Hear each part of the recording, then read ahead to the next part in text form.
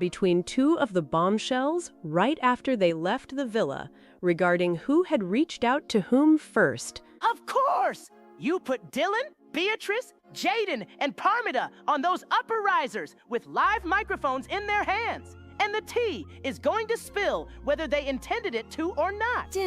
Do we know if Andy actually read those private messages aloud on stage in front of the whole room? Rachel, from what my contact inside Universal Studios Hollywood is saying, Andy did not just Fiction needs to lean directly into the real-world friction that happened after they left the island. Marcus, darling, let us not make it sound like a corporate business seminar. It is pure unfiltered drama.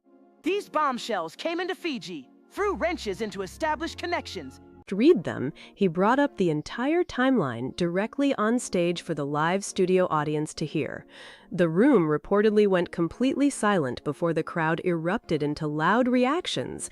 That is a classic reunion tactic, Rachel, but from an image and career management perspective, it serves a very deliberate purpose. When you bring back bombshells like Jaden Bachaco, Dylan Rona, Beatrice Hotz, and Parmida Kashani, they spent significantly less time in the Fiji villa than the OGs. To justify their placement on those upper risers alongside the final four couples, Every single word. And that live audience factor really changes the atmosphere. Who else from the Bombshell and Casa Amor groups walked that hot pink carpet for this filming session? It was a massive turnout, Rachel. And now they are sitting in front of a live studio audience for the very first time in the history of this entire franchise.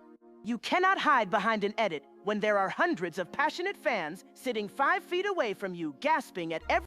Beyond Dylan, Beatrice, Jaden, and Parmida, we saw Chandler Wilson, Tino Ellis, Che Nara, Trey Taylor, Keon Harry, Tierra Davis, Caleb McDaniel, Sean Rafel, Ronnie Gunter, Gabriel Vasconcelos, Corey Sawyer Jr., Gal Schneider, and Amora Robinson.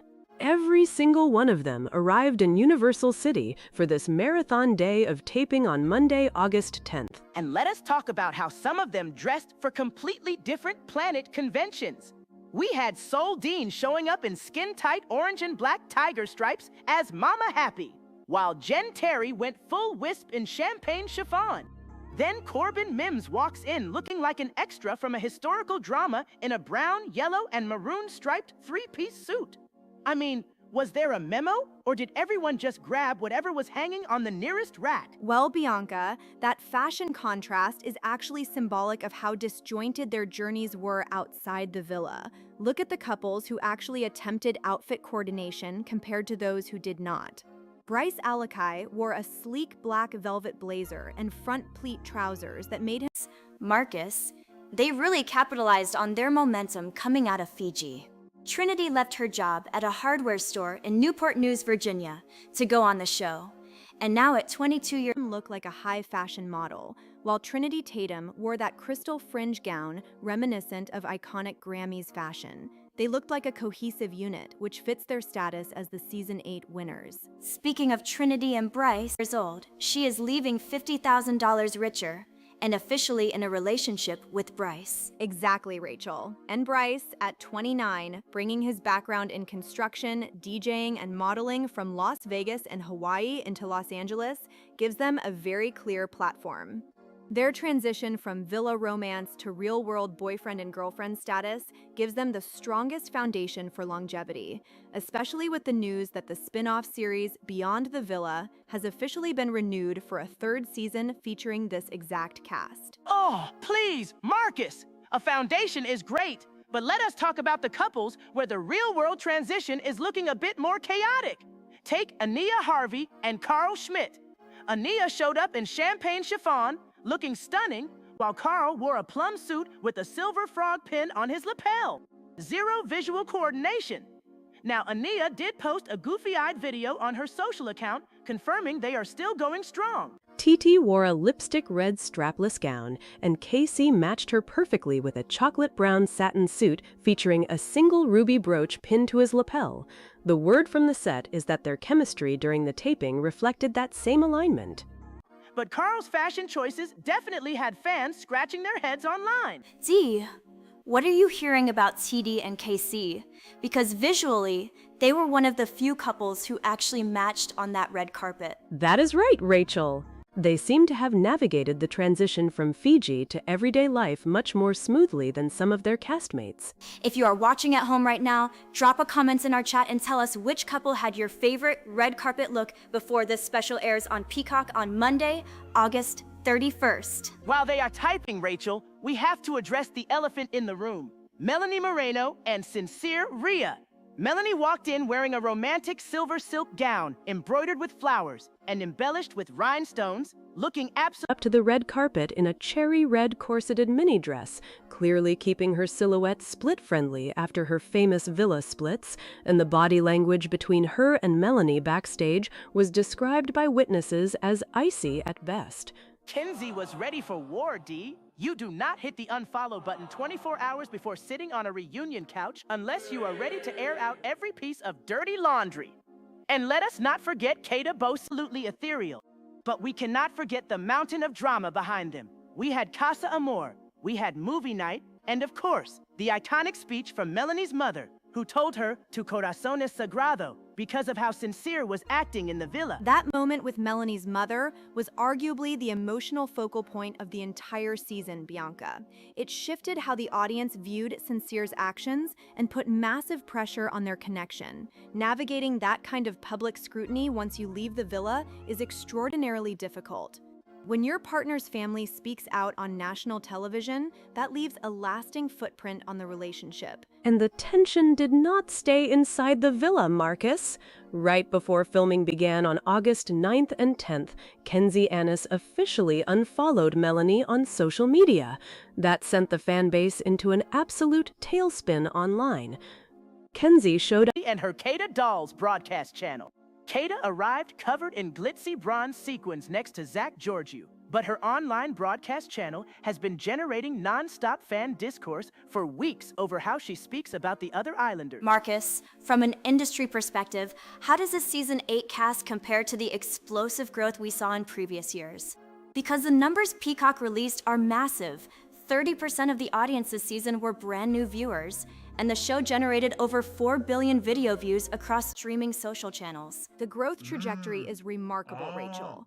Season 6 broke the mold with Leah Kadib, Serena Page, and Jonna Craig, the group affectionately known as PPG, who transformed from reality contestants into mainstream pop culture figures.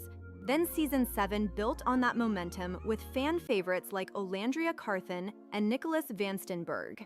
Season 8, proving that 30% of its audience came from fresh viewers, shows that the franchise has reached sustained cultural dominance.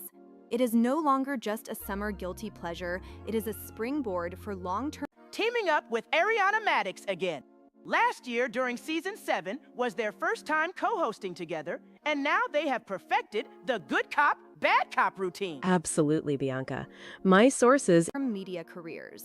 Which is precisely why Peacock locked in Beyond the Villa for Season 3, keeping these exact Islanders on our screens well past the finale that aired on July 12th. And thank goodness for that, because 6 weeks of Fiji madness was simply not enough. You have got Andy Cohen, who has made a career out of interrogating reality stars on reunions from every major franchise. inside the studio confirmed that during the afternoon segments, Andy did not hold back when grilling the cast on their villa mistakes, especially when it came to toe-sucking challenges and those controversial manosphere talking points that sparked so much online debate during the summer run. That is where Ariana Madix's presence is vital, D. Ariana built genuine empathy and trust with the Islanders while hosting in Fiji. So when Andy presses them on those uncomfortable moments, Ariana provides the balance that keeps the cast engaging rather than completely shutting down under pressure. Tell us in our live chat right now. Are you tuning in on Monday, August 31st at 9 p.m. Eastern, 6 p.m. Pacific to see Andy and Ariana press Sincere, Melanie, Kenzie, and the rest of the cast? You know everyone is tuning in, Rachel, especially to see how Kata and Zach react when Andy brings up the Kata Dolls online chat drama right in front of the live studio audience. And let us not forget the fallout between Kenzie and Melanie over that pre-reunion unfollow. According to someone who was near the set during the break, the moment Ariana asked Kenzie to clarify. Of course, the upper riser went silent D, because nobody expected Kenzie to sit there in that cherry red corseted mini dress and back down. Exactly, Bianca. And let us remember the context for Where her friendship with Melanie stands today, the entire upper riser went dead silent. anyone who missed the social media storm over the weekend. Kenzie showed up on that hot pink red carpet at Universal Studios Hollywood, looking ready to drop into the splits at any given second, right after unfollowing Melanie on Instagram before filming even started. From an image management perspective, Rachel Kenzie knew precisely what she was doing. When you are walking into an all-day taping session in Los Angeles with Andy Cohen and Ariana Madix co-hosting, generating that specific social media discourse 24 hours beforehand guarantees that the spotlight hits you the second the cameras start rolling. And my sources near the stage confirmed that Andy did not waste a single second bringing it up. The moment the live studio audience settled into their seats, which, by the way, is a historical first for a Love Island USA reunion, Andy turned straight to the upper riser and asked Kenzie to clarify where her friendship with Melanie stands today. And how could Melanie even respond while sitting there looking like a fairy tale princess in her romantic silver silk gown with flower embroidery and rhinestones?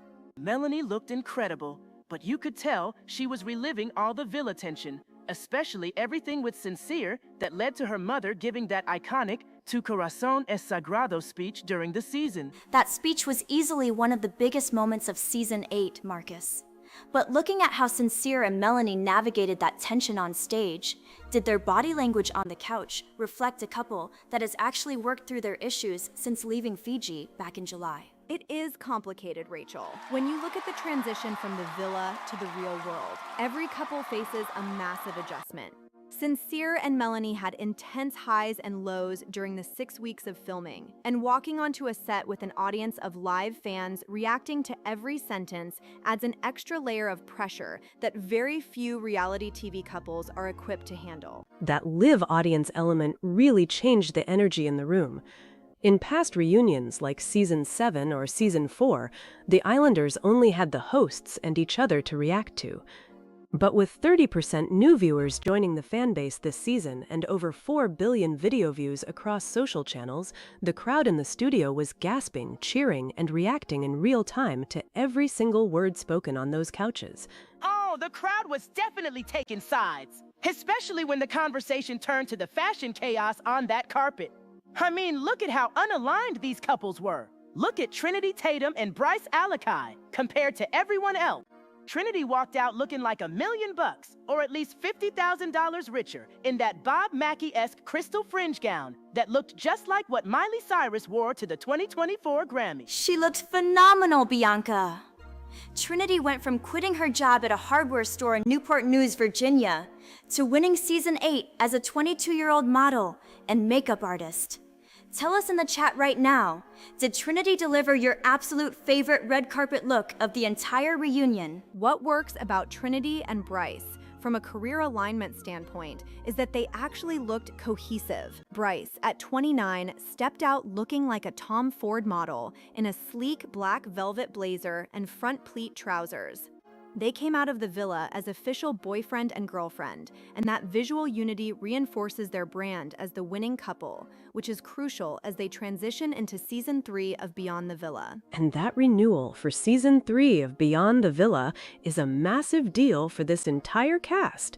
Peacock confirming that spin-off means these Islanders are going to stay on our screens long after this reunion special airs on Monday, August 31st at 9 p.m. Eastern, 6 p.m. Pacific. Okay, but D, can we talk about the couples who clearly did not group text about their outfits before getting dressed in Los Angeles? Look at Carl and Anaya. Anaya was wearing this breezy, wispy champagne chiffon gown, looking totally effortless. And then Carl walks out next to her in a plum suit, a black button-down, and a silver frog pin on his lapel. A frog pin? Bianca cannot make this up. To be fair to Carl, Marcus has to step in here. Men's red carpet fashion on reality TV reunions has always swung wildly between classic menswear and high-risk editorial choices. Corbin Mims wore a brown, yellow, and maroon striped three-piece suit that made him look like he stepped off the set of a period drama. But it gets people talking. In the attention economy, standing out is better than blending in. Standing out is one thing, Marcus, but Corbin looked like a train conductor. Meanwhile, TT and KC were the only other couple besides Trinity and Bryce who actually understood the assignment. TT was in that stunning lipstick red strapless gown, and KC matched her perfectly in a chocolate brown satin suit with a single ruby brooch on his lapel. That is how you coordinate without looking like you are going to high school prom. That visual coordination between TT and KC made a big impression on set too. But despite Carl's silver frog pin clashing with Ania's champagne chiffon look, Ania actually posted a very affectionate video on her Instagram story right after filming, proving that she and Carl are still going strong off camera, despite what the fashion critics might say. That is what we love to hear, Dee. But Bianca, what about the bombshells and the rest of the villa crew sitting on those upper risers? We had Sol Dean, our Mama Happy, wearing skin-tight orange and black tiger stripes, and Jen Terry showing up in champagne chiffon, right alongside Casa Amor favorites, like Trey Taylor, Parmita Kishani, Keon Harry, and Dylan Rona. Sol's tiger stripes were definitely a choice, Rachel. But let us get to the real tea on the upper riser, Kada and Zach. Kada was covered in glitzy bronze sequins, looking gorgeous, but she had to sit there while Andy Cohen brought up the online drama surrounding her Kada Dolls broadcast channel. The broadcast channel discussion was easily one of the most tense segments of the entire day-long taping on August 10th. According to people inside the studio, Andy pressed Kada on how her private broadcast channel messages affected her relationship with Zach once they got back from Fiji. And you could hear a pin drop when Zach responded in front of the studio audience. That is where the legacy of past seasons comes into play. Ever since season 6, with Leah Kadib, Serena Page, and Jana Craig, the Powerpuff Girls, as Islanders have realized that social media channels can turn fans into ultra-loyal supporters, but it also invites intense public scrutiny. Managing a broadcast channel while trying to build a real-world relationship with someone you met on a reality show is a tightrope walk. It absolutely is, Marcus. Drop a comment in our chat. Do you think broadcast channels help Islanders connect with fans, or do they create unnecessary strain on their real-life relationships after the villa? Oh, it creates pure chaos, Rachel, and that is why we watch. When you have bombshells like Beatrice Hotz, Tierra Davis, Caleb McDaniel, Sean Rifle, Ronnie Gunter, Gabriel Vasconcelos, Corey Sawyer Jr., and Gouch Nieder all sitting within arm's reach while Andy and Ariana review 6 weeks of villa footage, chaos is guaranteed. And let us not forget that Ariana Madix and Andy Cohen proved once again why they are such a strong hosting duo for these reunions. Ariana brings that genuine empathy because she built real trust with the Islanders while hosting in Fiji all summer, while Andy brings that signature line of questioning that does not let anyone off the hook when controversial moments come up. Exactly! Andy does not care if you are wearing silver, silk, or tiger stripes. He will ask you why you unfollowed your friend on Instagram 12 hours before sitting on the same set. And speaking of that confrontation between Kenzie and Melanie, Dee was just telling us what happened when Ariana turned to the upper riser to ask Kenzie directly about the state of their friendship post-villa. And Kenzie did not hold back at all, Rachel. She basically confirmed right there on set in front of the live studio audience that unfollowing Melanie on Instagram 12 hours before filming was completely intentional. She explained to Ariana Madix that after leaving the Fiji villa and watching the episodes back at home, her entire perspective on their friendship changed completely. Because of course it did! That is the classic villa delusion, Rachel. When you are stuck in Fiji, everyone acts like best friends forever. But then you get back to reality, log on to social media, see what was actually said behind your back during those 6 dramatic weeks, and hit that unfollow button faster than you can say bombshell. But from an image strategy standpoint, Dee, doing that right before stepping onto the red carpet at Universal Studios Hollywood is a very deliberate choice. It guarantees that the production team and co-hosts Ariana Madix and Andy Cohen will make your conflict a featured segment on the reunion special. Absolutely, Marcus. And for anyone who is just turning on their television right now, let us bring you up to speed on where this massive Season 8 reunion story stands. We are breaking down all the drama from the official sit-down in Los Angeles. We have our winning couple, Trinity Tatum and Bryce Alakai, who took home the $50,000 prize, sitting together alongside final couples Melanie Moreno and Sincere Rhea, Ania Harvey and Carl Schmidt, and Kata Basse with Zach Georgiou. But the real fire on set is between the main stage and the upper riser, where bombshells like Kenzie Annis are sitting after that major pre-reunion unfollow incident. And let us talk about Kenzie's outfit choice for a second. Because wearing that cherry red corseted mini dress while sitting up on that riser was pure genius. She looked completely ready to drop into one of her signature splits right on stage while dropping truth bombs on everyone below. What was so fascinating to witness, Rachel, was how Melanie handled it in real time. Our industry contacts near the set noted that while Melanie remained looking like royalty in her romantic silver silk gown with flower embroidery and rhinestones, Sincere definitely shifted uncomfortably in his seat when Andy Cohen leaned in and asked if either of them had tried to clear the air with Kenzie before arriving in California. Marcus, from a career management perspective, how should a final couple like Melanie and Sincere handle that kind of public pressure on live television? It requires a very delicate balance, Rachel. Remember, Melanie built an incredibly strong connection with the audience when her mother entered the villa to give that moving Tu corazón es sagrado speech about protecting her heart regarding Sincere. That moment anchored her public brand in sincerity and vulnerability. Now that they are transitioning out of the villa, and with spin-off projects like Season 3 of Beyond the Villa on the horizon, Melanie and Sincere need to navigate these upper riser confrontation moments gracefully without undoing all that goodwill. Oh, come on, Marcus. Goodwill does not make iconic television. That raw, unpredictable confrontation is precisely why Season 8 brought in 30% new viewers and generated over 4 billion video views on streaming platforms. Viewers do not want a sanitized, Puerto Rico-approved answer when Andy Cohen is grilling people on set. Speaking of our viewers, what do you all think about Kenzie calling out Melanie? Let us know in the live chat. Hi panel, my name is Chloe. I am 22 from Austin, Texas, and I have been utterly obsessed with Love Island all summer. I feel so bad for Melanie because she already went through so much emotional stress in the villa with Sincere, and it feels like Kenzie is just bringing this extra social media drama to the reunion stage when Melanie is trying to focus on her relationship. Chloe, my dear, I appreciate your sweetheart, but this is high-stakes reality television, not a meditation retreat. Kenzie was brought into Fiji as a bombshell to cause absolute havoc, and she is executing her role flawlessly right through the final curtain. And to Chloe's point, Marcus, my sources backstage mentioned that the tension actually spilled over into the filming breaks. While Trinity Tatum was looking like a total pop star in her crystal fringe gown celebrating her victory with Bryce Alakai in his black velvet blazer, Kenzie was surrounded on the upper riser by fellow bombshells like Beatrice Hatz and Tierra Davis, who were actively supporting her decision to stand her ground. That upper riser solidarity is fascinating, Dee.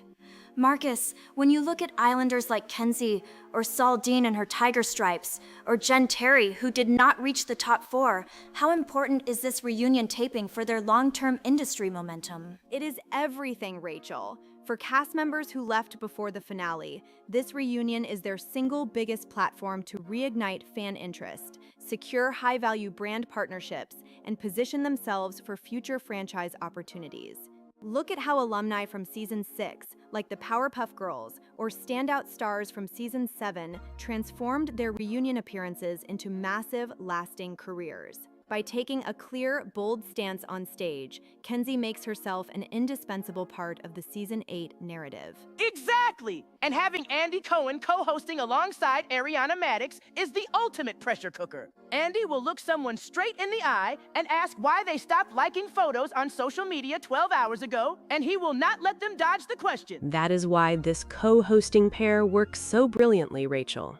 Ariana brings that genuine, heartfelt trust she established with the Islanders while hosting in Fiji all summer, so they feel safe opening up to her, while What happened when Ariana turned her attention over to Carl Schmidt and Ania Harvey regarding their red carpet style choices? Andy brings that relentless cross-examination style that ensures no controversy gets swept under the rug. It really creates an electric dynamic in front of that first ever live studio audience. D. Speaking of host line of questioning, When Ariana asked them about that on stage, Ania just laughed it off, but the contrast was impossible to ignore.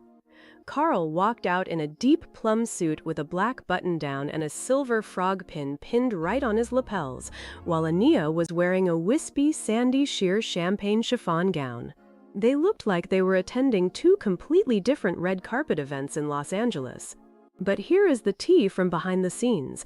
Despite that style disconnect, Ania actually posted a goofy-eyed story on her Instagram account right around filming, letting everyone know that she and Carl appear to still be going strong outside the villa. A silver frog pin, D?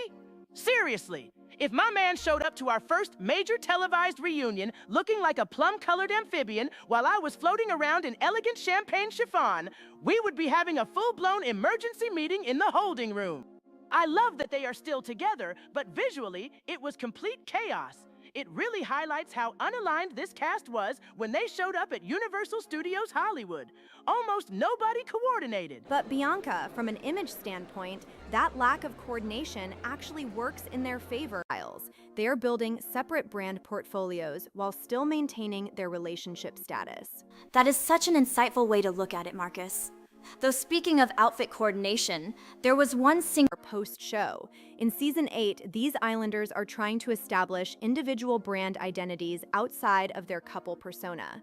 When Carl chooses an eccentric accessory like a silver frog pin and Ania goes for soft high-fashion chiffon, they are telling advertisers and talent management that they have distinct personal style. couple that actually managed to sync up on that hot pink red carpet, wasn't there, Dee? Absolutely, Rachel.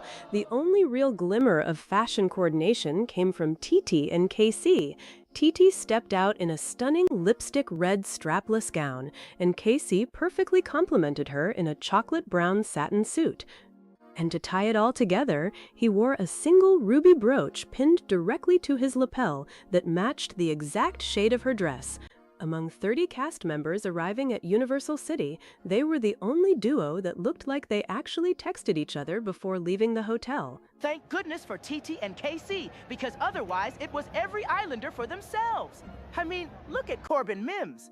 Corbin walked down that carpet in a brown, yellow, and maroon striped three-piece suit. He looked like he was auditioning to be a train conductor or an extra on Peaky Blinders. I half expected him to pull out a pocket watch and check the train schedule right there in front of the photographers. I have to admit, Corbin certainly made a memorable statement with those stripes. What did you all think of Corbin's Peaky Blinders look? Head over to our show's social channel and let us know if you loved the bold stripes or if he should have left the suit in the wardrobe. How did their red carpet choices reflect their new status? Trinity and Bryce nailed the winner's victory lap, Rachel. Trinity looked like an absolute superstar ready to announce a surprise pivot into wardrobe trailer. But Marcus, what about our Season 8 winners? Trinity Tatum and Bryce Alakai walked into this reunion $50,000 richer after that grand finale on July 12th. Pop music. She wore a Bob Mackie-esque crystal fringe gown that felt like a direct cousin to the iconic dress Miley Cyrus wore to the 2024 Grammys. And Bryce stood beside her looking like a high-end Tom Ford model in a tailored black velvet blazer with front pleat trousers. They looked polished, expensive, and completely aligned with their elevated post-villa status. Trinity looked incredible, Marcus, but can we talk about Kenzie? Kenzie skipped the floor-length gowns entirely and showed up in a cherry red corseted mini dress. She looked like she was ready to step off the stage and go straight to a dance floor to destroy a Shaboozey Club remix. And honestly, a floor-length dress would have been a terrible choice for her anyway, because we all know that silhouette is not splits-friendly, and Kenzie is dedicated to giving us those splits whenever a camera is rolling. That commitment to her signature move is legendary at this point, Bianca, and she was not the only one making bold fashion statements.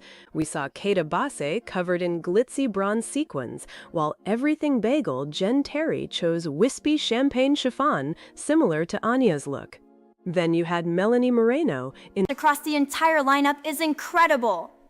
Marcus, when you look at these distinct fashion identities, how does this set the stage for these cast members as Peacock prepares to launch season 3 of the spin-off? a romantic silver silk gown embroidered with delicate flowers and embellished with rhinestones, and Mama Happy Soldine brought the heat in a skin-tight orange and black tiger stripe dress. The contrast series Beyond the Villa. It sets them up brilliantly, Rachel. Peacock reported that Season 8 drew 30% new viewers over its first 5 weeks and generated over 4 billion video views across streamer social channels.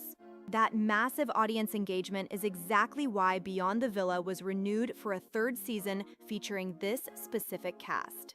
Whether it is Kenzie leveraging her energetic party persona, Trinity transitioning into beauty and fashion deals, or Kata using her Kata Dolls broadcast channel, every single one of these red carpet looks serves as a visual portfolio for their next career move. But let us not forget why everyone is tuning in on August 31st at 9 p.m. Eastern. It is not just to see the dresses. It is to watch Andy Cohen and Ariana Madix put these Islanders on the grill. Having a live studio audience inside Universal Studios Hollywood for the first time in Love Island USA history changes the energy completely. When Andy grills someone about unfollowing a castmate on Instagram 12 hours before filming, that live audience reaction is going to make people sweat. The energy inside that soundstage during filming on Monday, August 10th, was off the charts, Rachel.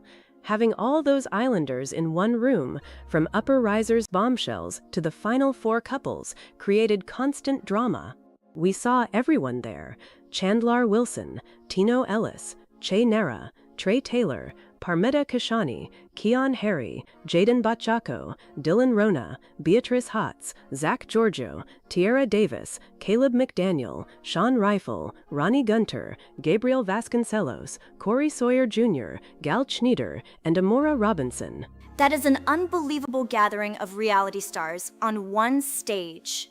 For everyone watching along with us right now, which Upper Riser bombshell or Casa Amor alum are you most excited to see take the hot seat when Andy Cohen and Ariana Madix host the reunion special on Peacock? Drop your favorite Islander in our show's comments. Marcus, with so many bombshells present, how hard is it for those Upper Riser Islanders to claim their moment during a full day of taping? It is an absolute battle for airtime, Rachel. On a soundstage with 30 Islanders, you only have seconds to make an impact. If you stay quiet, you get edited out of the broadcast entirely. That is why Islanders like Kenzie take big risks, whether through social media unfollows before stepping onto the carpet or making dramatic claims on stage. They know that securing airtime at the reunion is their last chance to guarantee a spot on Season 3 of Beyond the Villa, or lock in major brand partnerships before the next season casting begins. Exactly, Marcus. But some of these Upper Risers just start arguments for the sake of getting camera time. And Andy Cohen can smell that from a mile away. He knows who has genuine post-Villa tension and who is just rehearsing lines in their dressing room. Speaking of genuine tension, Rachel, my sources on set confirmed that things got extremely heavy when Ariana turned the conversation to Melanie Moreno and Sincere Rhea. They had to confront everything that went down in the villa, including that unforgettable moment when Melanie's mother came in and delivered that famous "Tu corazón es sagrado" speech, specifically because of how Sincere was treating her daughter. That speech about her heart being sacred was one of the most emotional moments of the entire 6-week season. Marcus, from a public relations angle, How does Sincere navigate addressing that moment on stage in front of a live studio audience without alienating the fanbase even further? It is a delicate balancing act for Sincere, Rachel. Facing a live audience after being called out by a family member on national television requires genuine accountability. If he tries to dismiss it or deflect, the studio audience will react instantly, and that negative live reaction amplifies on social media. His best strategic move on stage is to validate Melanie's mother's perspective, acknowledge his missteps in the villa, and show how he has grown since filming Wrapped in Fiji back on July 12th. Oh, come on, Marcus! Accountability is great on paper, but this is a Love Island reunion. Sincere knows that if he just apologizes politely, Bianca and the entire internet is going to see right through it. The fans want to see if he can handle the heat when Ariana asks the tough questions about where he and Melanie actually stand today. And that is where the tension reached a boiling point during taping, because Melanie's reaction on stage proved that the emotional wounds from the villa were far from healed, especially when Andy pressed Sincere on whether his actions outside the villa matched his promises inside it. That is the ultimate question everyone wants answered. When you look back at their journey from Fiji to Los Angeles, the real-world transition always reveals who was playing a game and who was truly invested. D, what did you learn about how Sincere responded when Andy directly confronted him about his post-show communication with Melanie? According to what went down during the shoot, Sincere tried to explain his side by bringing up how overwhelming life became the second they landed back in the States after the finale, but the audience was not buying it, and Melanie did not back down for a single second. Good for Melanie! You cannot make someone's mother travel all the way to Fiji to remind her daughter that her heart is sacred, and then expect to smooth it over with a generic answer on a hot pink carpet. But Bianca, we have to consider the pressure of transitioning from a controlled villa environment with no phones to a hyper-visible public life, where 4 billion video views are tracking your every move. Sincere was facing intense public scrutiny from day one, and trying to navigate a relationship under those conditions while building a post-show brand is a massive adjustment. That pressure is undeniably intense, Marcus, but when you enter the villa, you know what comes with the territory. D, did any of the other Final Four couples jump in to defend Melanie or Sincere during that intense cross-examination on stage? Absolutely, Rachel. Trinity and Kata both spoke up from the main couch. Trinity, standing by her close bond with Melanie from the villa, chimed in to support her, while Bryce tried to offer a neutral perspective on how tough the real-world transition can be for the guys after leaving Fiji. Of course Trinity jumped in! She won the $50,000 with Bryce. Her relationship is solid, and she is not afraid to speak her mind. That is why she is the queen of season 8. And that sisterhood between the girls has been the backbone of this entire season. But what happens when Ariana shifts the focus away from the main couches and directly onto those private text exchanges between the upper riser bombshells? That was the exact moment the entire studio audience went completely silent, Rachel. When those private text messages were brought up on stage, the upper risers instantly became a battleground. You had bombshells like Beatrice Hatz, Parmita Kashani, and Amora Robinson sitting right up there next to Casa Amor boys like Tino Ellis, Trey Taylor, and Keon Harry. Up until that point, the bombshells were fighting for airtime from the back rows, but once those texts were exposed, Andy Cohen and Ariana Maddox turned the spotlight directly onto them. And let us be honest, those upper risers are designed for chaos. You stick 30 people who got dumped halfway through Fiji onto stadium seating, give them microphones, and expect them to sit quietly while the top 4 couples collect all the glory? Absolutely not. Kinsey Annis was sitting up there wearing that fierce cherry red corseted mini dress, looking like she was ready to drop into a split at any second, and you could tell she was waiting for her moment to address why she unfollowed Melanie Moreno right before they flew into Los Angeles. Marcus, From a brand strategy perspective, how do those upper riser bombshells navigate a high-stakes taping when they know the final four couples are getting the prime sofa real estate? It is a total tightrope walk, Rachel. For contestants like Dylan Rona, Jaden Bachako, or Galt Schneider, who spent less time in the villa, this reunion at Universal Studios Hollywood is their single biggest shot to secure a spot on Season 3 of the spin-off series Beyond the Villa. The streaming network has already renewed that companion show, so everyone sitting on those top rows knows that making a memorable impression on August 10th directly impacts their future career opportunities, talent representation, and brand deals.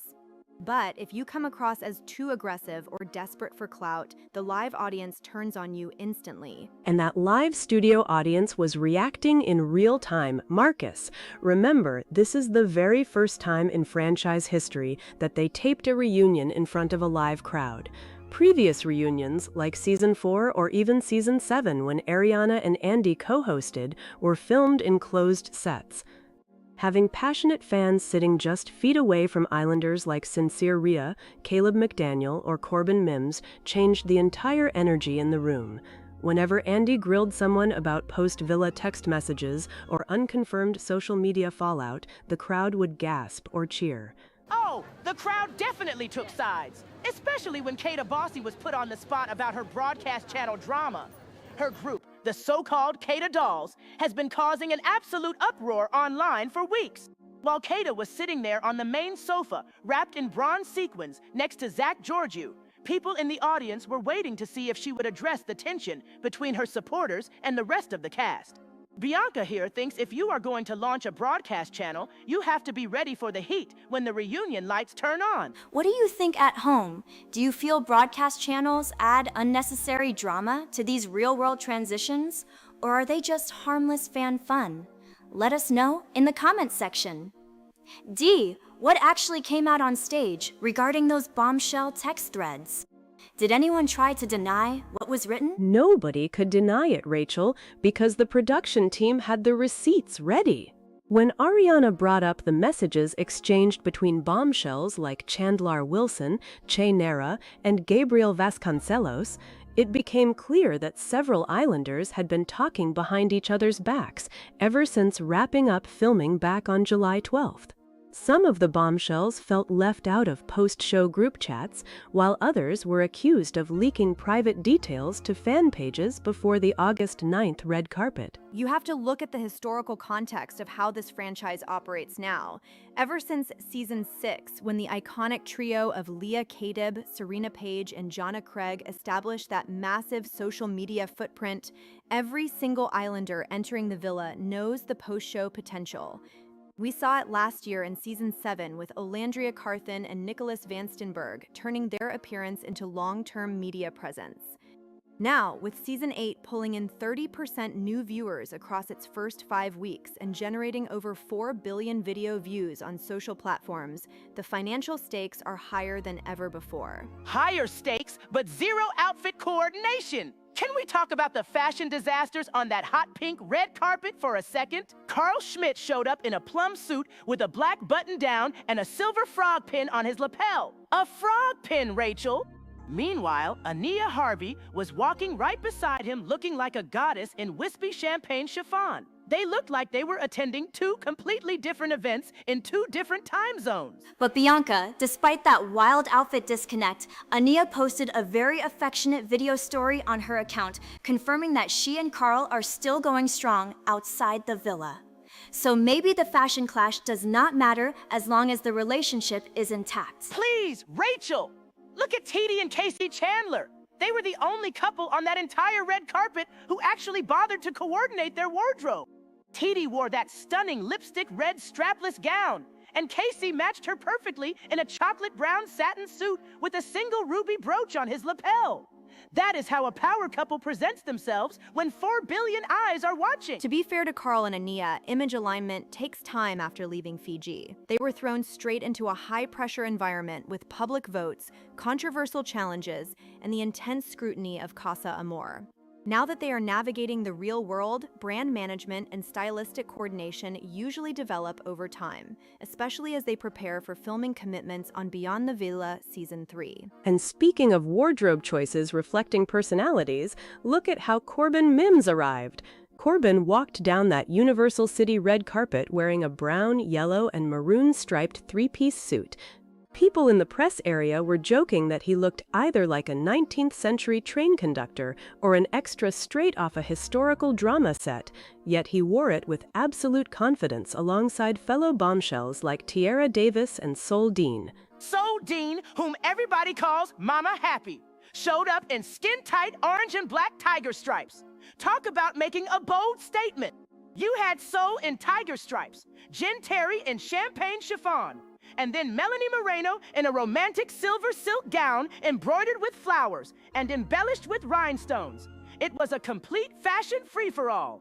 Nobody talked to each other before getting dressed on Sunday morning, and it showed. Marcus, when you look at the top winning couple, Trinity Tatum and Bryce Alakai, their style choices seem to send a very specific message about where they see their careers heading, wouldn't you say? Absolutely, Rachel. Trinity, who won the $50,000 alongside Bryce after quitting her hardware store job in Newport News, Virginia to join Season 8, wore a Bob Mackie-esque crystal fringe gown that echoed what Miley Cyrus wore to the 2024 Grammy Awards.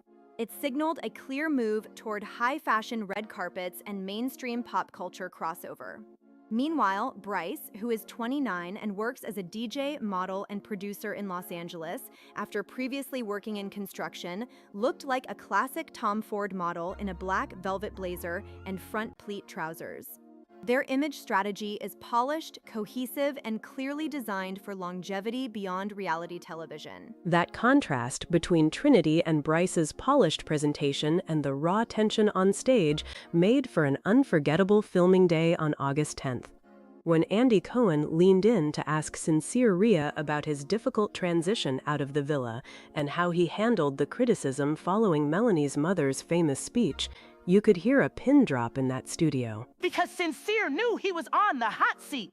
When Melanie's mother gave that emotional speech in Spanish during Family Day, telling her daughter that her heart is sacred, it became the most defining quote of Season 8. Sincere had to stand there at the reunion in front of a live audience next to Casa Amor guys like Trey Taylor and Tino Ellis and account for everything that happened leading up to that moment. If you were sitting in that live studio audience at Universal Studios Hollywood, whose side would you have cheered for during that confrontation? Tell us on our live show page right now. D, did Sincere try to explain his side of the story, or did he take full responsibility? Sincere was visibly uncomfortable, Rachel. He explained that adapting to the real world after 6 intense weeks in Fiji has been overwhelming, especially with constant online commentary. He acknowledged how powerful Melanie's mother's words were, but he also stressed that what viewers saw on television was only a fraction of their daily interactions. However, Bianca is right. When Andy Cohen digs into a topic, he does not let anyone off the hook easily. Andy Cohen's presence alongside Ariana Madix completely changes the interrogation dynamic. Ariana brings deep empathy and firsthand knowledge of the villa experience, while Andy brings decades of experience questioning reality stars at reunions. That dual host structure, which Peacock introduced back in Season 7, allows them to balance emotional support with hard-hitting questions about social media unfollows, text message leaks, and broken friendships. And let us talk about that social media drama between Kenzie and Melanie. Kenzie unfollows Melanie on social media right before they land in Los Angeles for filming, then walks onto the red carpet in that cherry red corseted mini dress, looking ready to perform her signature splits on stage. You cannot tell me that unfollow was an accident or a glitch. That was a deliberate pre-reunion power move to build anticipation before the cameras started rolling. According to what was reported backstage, Kenzie felt that Melanie had distanced herself from the rest of the girls after the July 12th finale. When asked about it during the taping, Melanie stated that she needed space to process everything that happened between her and Sincere, as well as the overwhelming public reaction. But Kenzie stood her ground, arguing that true sisterhood inside the villa should extend outside the villa walls, regardless of relationship drama. That word, sisterhood, kept coming up throughout the entire 6 weeks in Fiji. But as Marcus pointed out, once $50,000 is awarded and the cameras shut off, real life hits hard. It is a common pattern across reality dating franchises, Rachel. Inside the villa, islanders are isolated together, forming tight bonds under artificial conditions. Once they return home, career ambitions, fan group commentary like the Kata dolls, and competing brand opportunities create natural friction. We saw it with past cast members, and we are seeing it now with Season 8 contestants like Caleb McDaniel, Corey Sawyer Jr., and Ronnie Gunter as they figure out their next steps. Exactly! It is easy to be best friends when all you have to do all day is lounge by a pool in Fiji, drink smoothies, and wait for a text. But put these 30 people in a studio in Universal City with a live audience yelling, Andy Cohen holding a stack of cards with fan questions and private text messages projected on a screen, and all that fake villa harmony melts away real fast. What made the atmosphere even more intense was the presence of the companion show elements, with After Sun co-hosts Hira Miller and Tefi Pessoa providing coverage and unseen footage throughout the season. The Islanders knew that almost every conversation had been recorded or analyzed. When singles felt they were never given a fair chance to build lasting connections. Marcus, when you evaluate the overall trajectory of Love Island USA Season 8, from its June 2nd premiere to the July 12th finale, Ariana shifted the discussion to the Casa Amor dynamics, bringing up islanders like Beatrice Hatz, Parmita Kashani, and Kian Harry. The upper risers erupted again because the Casa Amor and this August 10th reunion, how does it compare to previous breakout years like Season 6? Season 8 successfully capitalized on the momentum built by Season 6 and Season 7, Rachel, bringing in 30% new viewers over its first 5 weeks and surpassing 4 billion video views proves that the format has immense staying power on streaming. The addition of the live studio audience for the reunion taping on August 10th adds an electric, unscripted element that brings the broadcast closer to major award show energy. For winners Trinity Tatum and Bryce Alakai, as well as final couples like Kata Bosi and Zach Georgiou, this platform provides a massive launchpad for entertainment careers. Launchpad or not, some of these couples are barely hanging on by a thread. Look at Sincere and Melanie. Look at the tension between the bombshells on the upper risers like Amora Robinson, Gal Schneider, and Sean Rifle. You can put on all the silver silk gowns and crystal fringe dresses you want, but when Andy and Ariana start pressing you on unconfirmed rumors and real-world commitment issues, the truth comes spilling out. And that truth was on full display. And that message, sent by Trey Taylor in the upper riser bombshell text thread, dropped like an absolute bombshell on stage. He claimed that one of the final 4 couples had already hit a major breaking point weeks before everyone, when the conversation turned back to the private text thread between the upper riser bombshells. Ariana asked specifically about a message sent by Trey Taylor regarding one of the final 4 couples and flew into Los Angeles for the August 10th filming at Universal Studios Hollywood. Trey did not name names immediately in the chat, but when Andy Cohen brought up the screenshot during the sit-down, the tension on those upper risers was thick enough to cut with a knife. Of course, Trey dropped that text. Look at who is sitting up on those upper risers. You have Trey, Amora Robinson, Gal Schneider, and Sean Rifle. They are sitting up there in their formal wear with 0 prize money and everything to gain by throwing a wrench into the Final Four's victory lap. It is the classic reunion strategy. If you did not make the finale on July 12th, you make sure you get your airtime by spilling tea in front of a live studio audience. How did the final couples react when Ariana Madix and Andy Cohen put that text message on the big screen? Did anyone actually step up to confirm if Trey's claims had any truth to them, or was it instant damage control from the main couch? It was pure chaos, Rachel. Trinity Tatum and Bryce Alakai sat there looking regal, Trinity in that crystal fringe gown that looked straight out of an award show red carpet, and Bryce in his tailored black velvet blazer, trying to maintain their winner composure. But over on the other side of the stage, Sincere Rhea and Melanie Moreno looked visibly rattled. Trey alleged that the private message specifically referenced post-villa communication breakdowns between one couple who had been claiming everything was smooth sailing on social media. From a media relations standpoint, this is the exact challenge these Islanders face once they step out of the Fiji villa and into the real world. When you win or make the Final Four, your brand equity depends heavily on presenting a united front. Trinity and Bryce are positioning themselves for major industry moves, especially with the network renewing Beyond the Villa for a third season. But when bombshells from the upper risers bring unconfirmed group chat rumors into a recorded taped reunion in front of studio spectators, it threatens the narrative these couples have carefully built over the last month. Oh, please, Marcus. Careful narrative or not, some of these relationships were built on shaky ground from day one. Look at how they arrived on the pink red carpet. Carl Schmidt showed up wearing a plum suit with a silver frog pin pinned to his jacket, while Ania Harvey was in wispy champagne chiffon. They did not even coordinate outfit. If you cannot coordinate a suit and dress for a taped reunion broadcast, how are you coordinating a long-distance relationship? Bianca, to be fair to Carl and Ania did post that goofy-eyed story on her social media page, confirming they are still going strong despite the outfit clash. But I want to bring our viewers into this right now. If you were sitting in that live studio audience at Universal City on August 10th, would you believe Trey's text thread accusations, or do you think the bombshells are just hungry for airtime? Let us know on our official show feed. Hungry for airtime or not, the math does not lie. Sincere and Melanie have had red flags waving since July.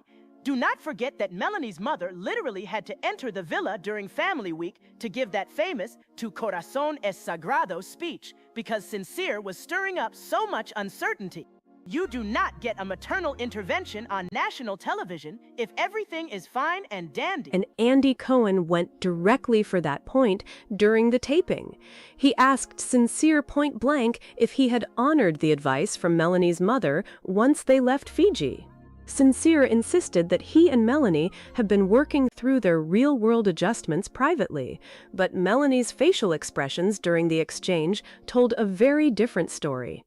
Sources close to the production noted that the silence in the room during that interrogation was deafening. It is crucial to remember the psychological shift these couples undergo, Dee. Inside the villa, they operate in an isolated vacuum where daily life is curated. Outside, they face real-world logistics, career pressures, and relentless public commentary.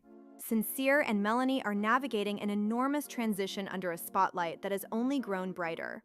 Season 8 brought in 30% new viewers over its first 5 weeks alone and generated over 4 billion video views across streaming platforms. That level of exposure creates incredible pressure on a fresh relationship. Hi, I'm Clara from San Diego. I've been following Kata's Kata Dolls broadcast channel every single day, and I truly believe Trey is just jealous because he didn't make the top 4. Kata and Zach are the real deal, and people need to leave them alone. Marcus, Clara touches on something huge here. Kata Boss's Kata Dolls broadcast channel has been a massive topic of online discourse ever since the season wrapped. Is having such a fiercely protective broadcast channel a benefit or a liability when navigating reunion drama? It is a double-edged sword, Rachel. On one hand, having a dedicated broadcast channel like the Kata Dolls gives Kata direct engagement with core fans without media filtering. That high engagement is gold for brand partnerships and spin-off potential, including possible inclusion in Beyond the Villa Season 3. On the other hand, when fan bases become this protective, any rumor, like Trey's text message or small social media interactions, gets amplified into a major public campaign, which can put immense strain on a partner like Zach Giorgio, who may prefer a lower profile. But Marcus, the drama is not just coming from the fans on social media. It is coming from inside the house. Look at Kenzie Annis unfollowing Melanie on Instagram right before they all flew to Los Angeles for the taping. That is not a fan rumor. That is a direct, deliberate button press on social media right before you have to sit on stage together. That unfollow was one of the first things Ariana Madix brought up once the cameras started rolling. Kenzie arrived on the red carpet wearing that bright cherry red corseted mini dress, looking like she was ready to drop into her signature splits at any second. And when Ariana asked her directly about unfollowing Melanie, Kenzie did not hold back. She stated that boundaries needed to be set after certain comments were made in group chats following their return from Fiji. D, did Melanie respond to Kenzie on stage, or did Sincere jump in to defend her? Melanie addressed it head-on, Rachel. Wearing that romantic silver silk gown embroidered with flowers, she told Ariana and Andy that she was completely blindsided by the unfollow, claiming she thought they were on good terms after wrapping the show in July. But Kenzie held her ground, and several other bombshells on the upper risers, including Sol Dean in her orange and black tiger stripe dress and Jen Terry in her champagne chiffon, started chiming in, turning a simple social media unfollow into a full-stage debate. I love Kenzie for that. She did not wear a floor-length dress because she knew she needed mobility for all that drama and those iconic splits. Meanwhile, look at Corbin Mims sitting there in that brown, yellow, and maroon striped three-piece suit, looking like a train conductor from a period piece. The fashion choices this year reflected the absolute mental chaos of this entire cast. While the wardrobe contrast is striking, from Trinity's $50,000 winner glow in Bob Mackie-inspired crystal fringe to Corbin's bold three-piece suit, the production strategy here is brilliant. By combining co-hosts Ariana Madix and Andy Cohen, Peacock created an environment where cast members cannot hide behind scripted responses. Adding a live studio audience for the first time at Universal Studios Hollywood gave the Islanders immediate feedback, which heightened the emotional stakes during every confrontation. Speaking of coordination, we have to talk about TT and KC Chandler. They were literally the only couple on that entire red carpet who arrived in matching attire. TT in that lipstick red strapless gown, and KC in a chocolate brown satin suit featuring a single ruby brooch pinned to his lapel. D, did their synchronized fashion match their energy on stage during the taping? Absolutely, Rachel. While other couples were dodging text message leaks and Instagram unfollow drama, TT and Casey sat together looking completely unified. When Andy Cohen asked them about their post-villa transition, Casey referenced how taking time away from the online noise helped them solidify their bond. They stood out as a rare island of calm amid a sea of bombshell tension, especially when the conversation shifted back to the Casa Amor and bombshell arrivals like Chandler Wilson, Tino Ellis, Che Nera, Parmita Kashani, Keon Harry, and Jaden Bachiako. Calm is great for a healthy relationship, D. But calm does not make for iconic television on August 31st when this special hits streaming. We want the sparks. We want Andy Cohen grilling Trey Taylor on why he sent that text message. We want to know if Sincere is actually ready for commitment, or if Melanie's mom needs to fly back in for a part 2 of her speech. From an entertainment industry perspective, Bianca, a successful reunion requires both balance and conflict. You need the chaotic drama provided by bombshells like Trey, Kenzie, Sol, and Corbin to drive viral social media moments, which have already exceeded 4 billion video views across streaming platforms. But you also need anchored success stories like Trinity and Bryce, or TD and KC, to prove that the dating format actually works. That balance is precisely why Beyond the Villa was renewed for a 3rd season. Advertisers need to see that contestants can convert villa romance into long-term commercial viable brand power. D, before you take us back to that moment on stage, I want to ask our audience, do you think the upper riser bombshells are telling the truth about these text threads? Hit us up on our live feed. D, take us back to that moment right after Ariana Madix addressed Trey's text message. How did Andy Cohen steer the room when the upper risers started talking over each other? Andy did what Andy does best. Rachel, he brought order to the chaos by singling out specific bombshells. He turned his attention directly to Gabriel Vasconcelos, Corey Sawyer Jr., Ronnie Gunter, and Caleb McDaniel on the upper risers, asking them if any other private group chats existed among the cast members who were dumped before the finale. That was when Gal Schneider and Amora Robinson interjected, revealing that the private text thread Trey mentioned was actually just one of 3 separate group chats created by the Bombshells right after filming ended in July. 3 separate group chats, Rachel, created within 48 hours of wrapping up in Fiji back in July. 3 group chats for people who were in the villa for 5 minutes. That is a level of post-show pettiness that deserves an award. Gal Schneider and Amora Robinson did not hold back.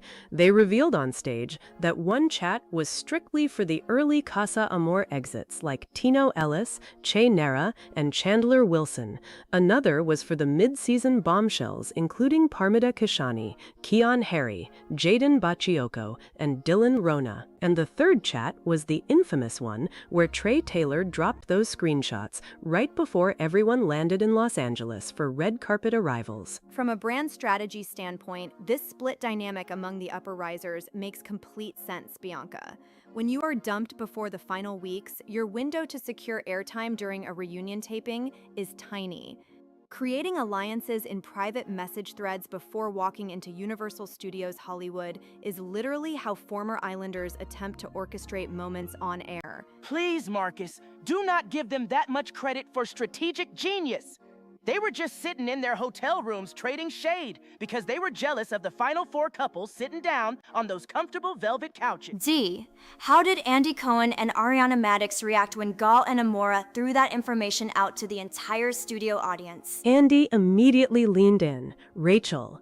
He turned to Trey Taylor and asked him point blank to clarify if Gabriel Vasconcelos, Corey Sawyer Jr., Ronnie Gunter, and Caleb McDaniel were active in that third chat, or if they were just silent observers. Trey admitted that messages were flying back and forth right up until Sunday morning, August 9th, when everyone got onto the red carpet. And let us talk about how they looked while defending those text chains. You have Corbin Mims sitting on those risers looking like a train conductor straight out of a period drama in that yellow, brown, and maroon striped 3-piece suit, trying to talk serious business about group chat etiquette. I could not take my eyes off him. Corbin definitely took a bold aesthetic risk with that suit, but looking at the upper risers as a collective, with Sean Rifle, Beatrice Hatz, Tierra Davis, Saul Dean in her orange and black tiger stripes, and Jen Terry in champagne chiffon, there was zero visual cohesion. It highlighted the exact divide between the finalists and everyone else. Speak about that contrast, Marcus, because down on the main couches, you had our winners, Trinity Tatum and Bryce Alakai, looking completely aligned, both visually and in their relationship status. Exactly, Rachel. Trinity walked in $50,000 richer, wearing that crystal fringe floor-length gown, looking ready to launch a pop career, while Bryce complimented her perfectly in a tailored black velvet blazer and front pleat trousers. They navigated the post-Villa transition by focusing on career longevity, especially with the streamer officially confirming Season 3 of the spin-off series, where both of them are expected to feature heavily. They look like royalty, Marcus. I will give them that. But do not pretend the other finalists had it all together in the fashion department. Look at Carl Schmidt. He showed up in a plum suit with a silver frog pin pinned to his chest. A frog pin. Meanwhile, Ania Harvey is standing next to him in wispy champagne chiffon, looking gorgeous, while Carl looks like he is going to a whimsical garden party. What was fascinating on set, Bianca, is that when Andy asked Ania about that style disconnect, she just laughed it off and brought up her recent social media updates confirming that she and Carl are still going strong outside the villa, despite the wardrobe clash. If you are watching us live right now, hit us up on our feed. Are you buying Carl and Ania's post-Villa dynamic, or do you think the style mismatch reflects deeper real-world differences? Get on the feed and tell us. Marcus, what about the rest of the finalists? When you look at Melanie Moreno and Sincere Rhea, the contrast is even starker. Melanie chose that romantic floral silver silk gown, trying to project total stability, but the panel could feel the unresolved tension from the villa, specifically around Sincere's behavior that led to her mother's famous speech during Family Week. Oh, that speech! Tu corazón es sagrado! Her mother had to spell it out for him because Sincere was lost in the villa. And then to watch them try to gloss over it on stage while Kinsey Annis is sitting a few feet away in a cherry red corseted mini dress, ready to drop into a full split at any second. The tension was delicious. D here with the actual backstage reporting on that moment. Bianca. Right after Ariana Maddox brought up the fact that Kenzie unfollowed Melanie on social media just hours before filming kicked off in Los Angeles, the room went dead silent. Ariana asked Kenzie directly why the unfollow happened right before the reunion taping. What did Kenzie say, Dee? Did she give a straight answer? Kenzie said she felt Melanie had been disingenuous in her broadcast messages to fans after returning from Fiji. Melanie immediately shot back, defending her choices and stating that her transition back to reality was complex, especially with all the public scrutiny surrounding Sincere. Kenzie was not having it. She did not wear that red corseted mini dress to sit quietly. She was ready to destroy the floor and call out anyone she thought was fake. From a media management perspective, Kenzie unfollowing Melanie right before stepping onto the red carpet at Universal Studios Hollywood was a masterclass in driving engagement. With over 4 billion video views generated by this season across social channels and 30% new viewers tuning in, every single social media move gets magnified tenfold before the August 31st air date. That 30% growth metric is massive for this franchise, Marcus. It explains why the energy in the studio audience was so explosive during these confrontations. The live audience was reacting to every single word. Rachel. When Andy turned the questioning over to Kata Basse and Zach Georgiou regarding Kata's broadcast channel drama, the crowd actually gasped. Kata was sitting there covered in glitzy bronze sequins, trying to explain that her broadcast updates were meant to keep her core supporters informed, not to throw shade at the other girls. Oh, please! Kata knew exactly what she was doing with those broadcast messages. You do not build a personal fan base online without dropping a little gasoline on the fire every now and then. But Kata has to balance that fan engagement carefully, Bianca. Unlike Trinity and Bryce, who have secured a clean post-show narrative that positions them perfectly for the third season of the spin-off series, Kata and Zach are navigating choppy public discourse that could impact their post-Villa brand deals if not managed properly during this reunion. Dee, bring us back to the stage floor when Andy and Ariana pressed Casey, Chandler, and TD about their coordination. Because unlike Carl and Anya, Casey and TD actually made an effort to match. They really did, Rachel. TD walked out in that stunning lipstick red strapless gown, and Casey matched her with a chocolate brown satin suit featuring a single ruby brooch on his lapel. Andy praised them for being the only couple on stage who looked like they planned their wardrobe together before stepping out in front of the studio audience. A ruby brooch, Rachel! Now that is how a man coordinates. Take notes, Corbin Mims, and your trained conductor strike. Casey's look was subtle, elegant, and positioned them well as a mature couple. But as Andy pivoted the conversation back to the upper risers, specifically asking Parmita Kashani, Keon Harry, Jaden Bachioco, and Dylan Rona about how those three group chats affected their personal relationships after leaving Fiji, the atmosphere shifted dramatically again. Trey Taylor interjected right then, Rachel, revealing that one of the texts in that second chat directly criticized how Sincere handled the family visit moment with Melanie's mother. And that is where the room completely lost its composure. Dee, what did the stage look like when Trey Taylor brought that specific message out into the open? Sincere was visibly uncomfortable, Rachel. When Trey Taylor called out that text from the second bombshell chat, Andy Cohen immediately turned to Sincere and asked him point-blank why that villa conversation with Melanie's mother still felt like such an open wound. Remember, during the family visits in Fiji, Melanie's mother had to deliver that now famous speech, telling her that her heart is sacred, precisely because of how Sincere had been treating Melanie during that stretch of the show. So having upper riser bombshells like Keon Harry, Jaden Bakako, Parmita Kashani, and Dylan Rona dissecting that exact mother-daughter moment in a private group chat made the entire studio audience gasp. Of course they gasped, Rachel. It is completely hypocritical. You have bombshells who were dumped weeks ago sitting on the upper risers, dissecting an intimate family moment that happened between Melanie, her mother, and Sincere. Sincere gave them all the ammunition in the world during the season with his behavior. But sitting in a secret chat, typing critiques about a mother protecting her daughter, that is beyond messy. From a career and image perspective, Bianca Sincere had a very delicate line to walk on that stage. He already knew that his conduct before the family visit was one of the season's low points for viewers, right alongside those divisive talking points and the excessive toe-sucking moments everyone complained about online. When Andy Cohen pushed him on it, Sincere had to own up to his past actions without getting into a shouting match with Trey Taylor or the rest of the bombshell risers.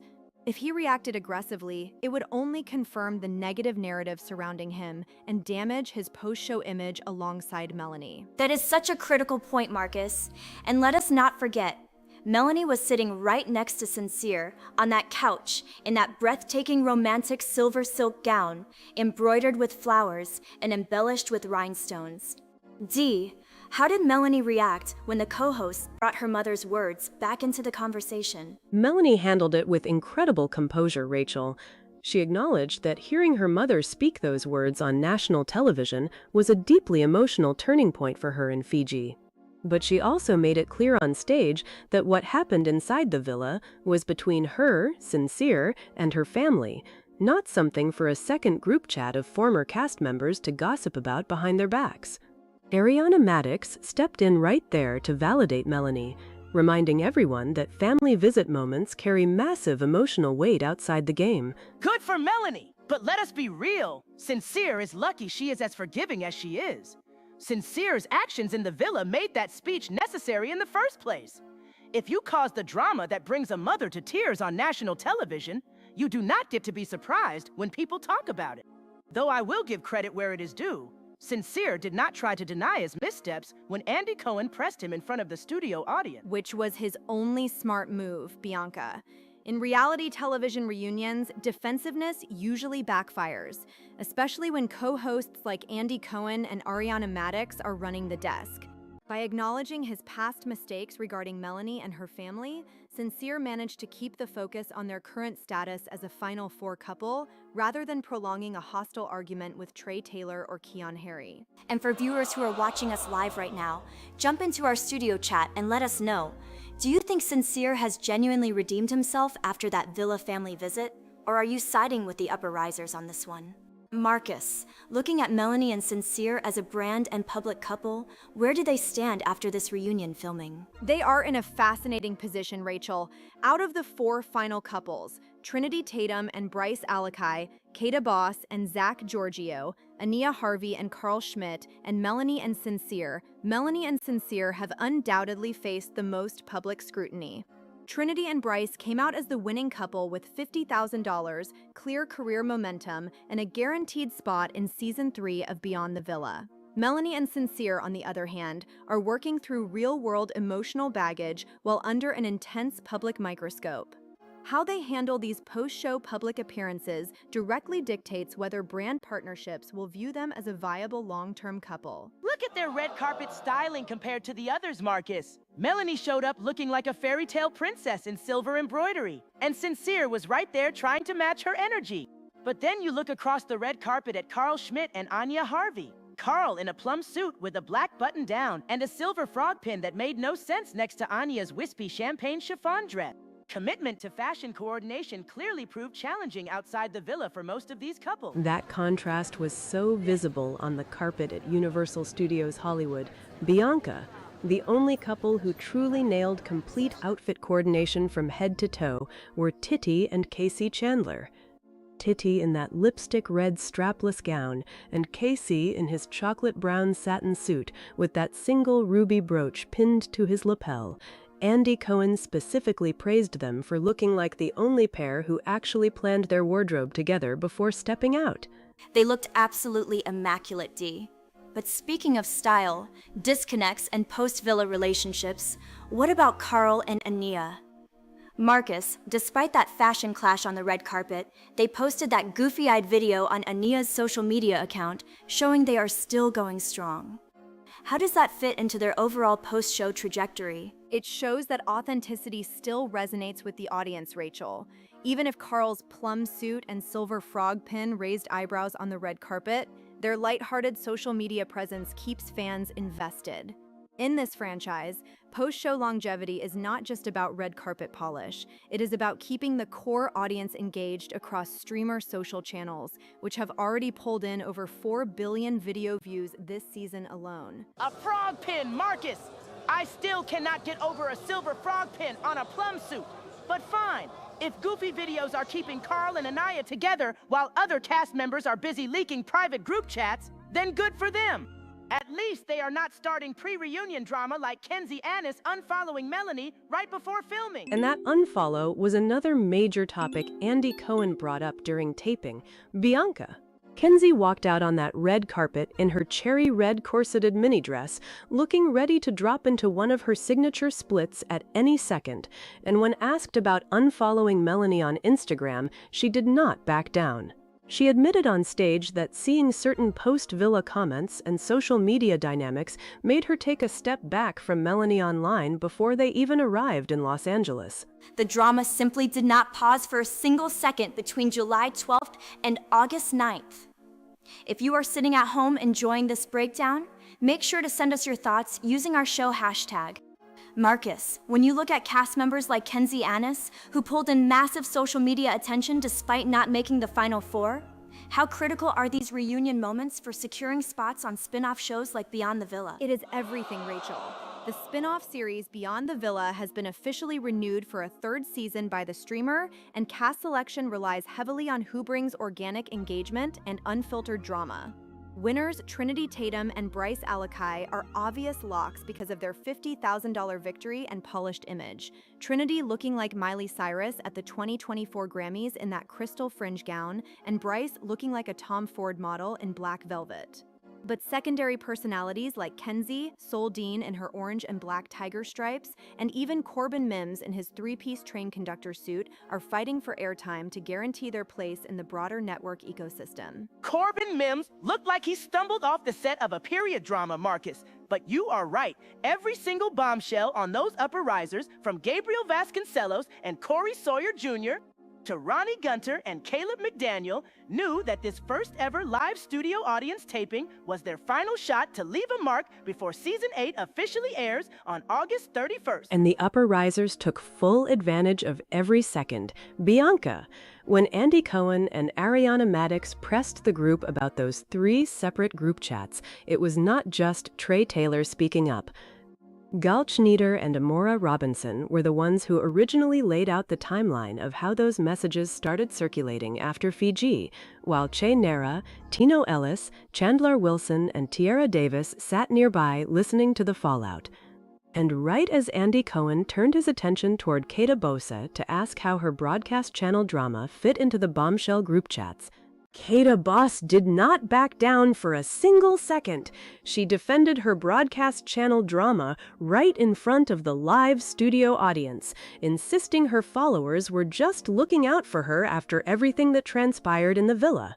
Zach Giorgio sat right beside her in total solidarity, but you could feel the tension radiating across the stage from the upper risers who felt targeted by those online updates. Oh, please, Dee! Putting your personal life into a fan broadcast channel right before a reunion taping is like tossing a lit match into a dry forest. You cannot show up to Universal Studios Hollywood in glitzy bronze sequins and act surprised when the rest of the cast has something to say about it. But Bianca, that fan connection is what kept Kata and Zach in the conversation all the way to the Final Four. Marcus, from an image management perspective, is maintaining that direct channel to the audience a smart post-show strategy?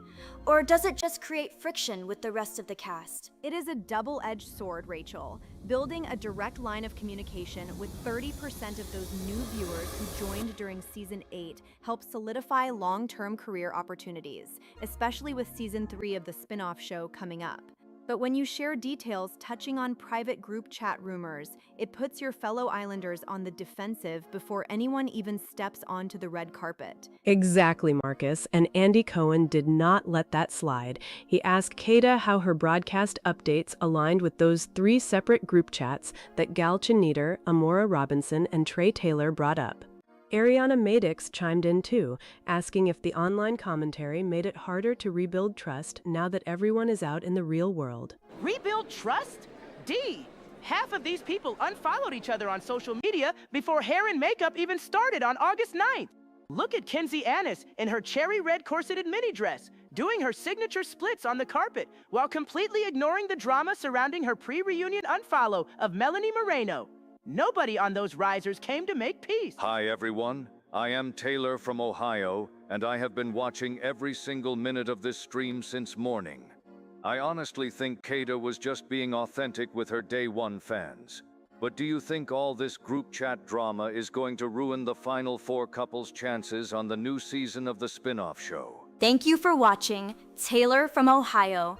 That is the big question in our chat right now.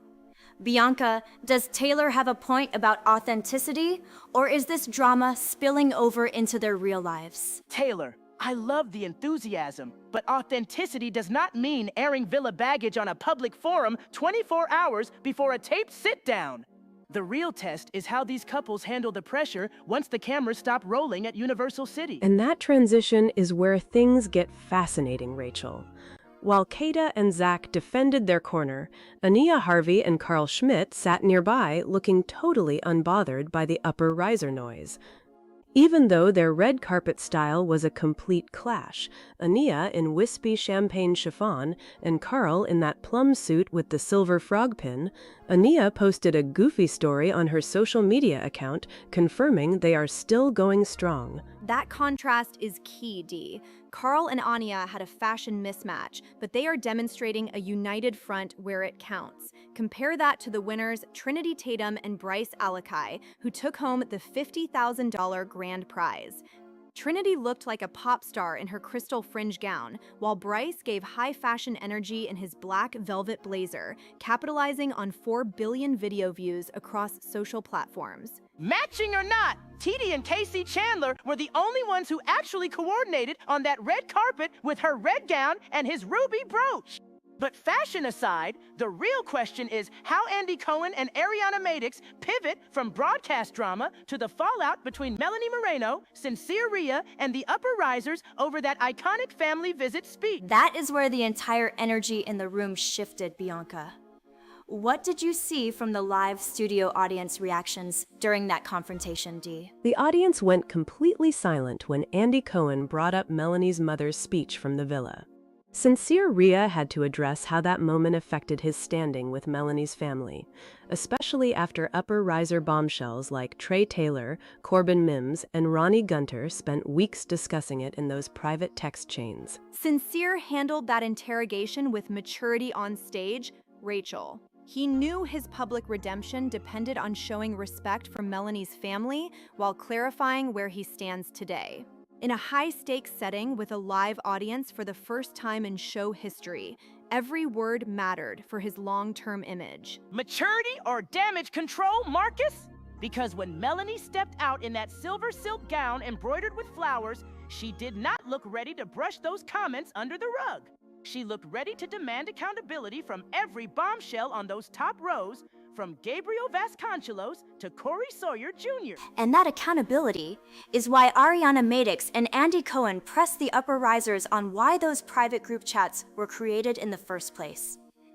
Dee, what did the bombshells say when Andy confronted them directly? When Andy Cohen pressed them on stage, Trey Taylor was the first to speak up, insisting those chats were never created with malicious intent. He claimed the bombshells were simply comparing notes on what they observed from the outside while watching the Fiji Villa episodes air. But Gal Schneider and Amora Robinson completely dismantled that narrative right in front of the live studio audience at Universal Studios Hollywood. They confirmed there were actually 3 distinct group chats running simultaneously, with guys like Gabriel Vasconcelos, Corey Sawyer Jr., Ronnie Gunter, and Caleb McDaniel constantly dissecting Sincere Rhea's behavior during that emotional visit from Melanie's family. Oh, please! Comparing notes? Trey and Gabriel were running a full-blown commentary room from their couches, while Melanie Moreno's mother was delivering that iconic Tu corazón es sagrado speech on national television. They thought they were being smooth, But seeing Gal and Amora lay out the receipts right in front of Ariana Madix and Andy Cohen was absolute television gold. Trey was squirming in his seat on those upper risers. You could see the panic in his eyes the second Andy asked why those messages continued weeks after everyone left the villa. From a career management standpoint, Bianca, those upper riser bombshells were fighting for relevance during the reunion taping. When you have 30% new viewers tuning in this season and 4 billion video views across streaming platforms, every single second of airtime matters. Trey, Gabriel, and Corey knew that participating in those side chats was their only real leverage to secure a spot on the stage conversation. They used Sincere's vulnerability regarding Melanie's family as a springboard to stay in the narrative loop, especially with network executives watching closely as they cast the 3rd season of the spin-off series Beyond the Villa. Marcus makes a sharp point about airtime strategy, but let us not forget the human element here. Melanie sat on that stage in that romantic silver silk gown, embroidered with delicate flowers and rhinestones, listening to men who spent mere days in Fiji criticize her mother's heartfelt words.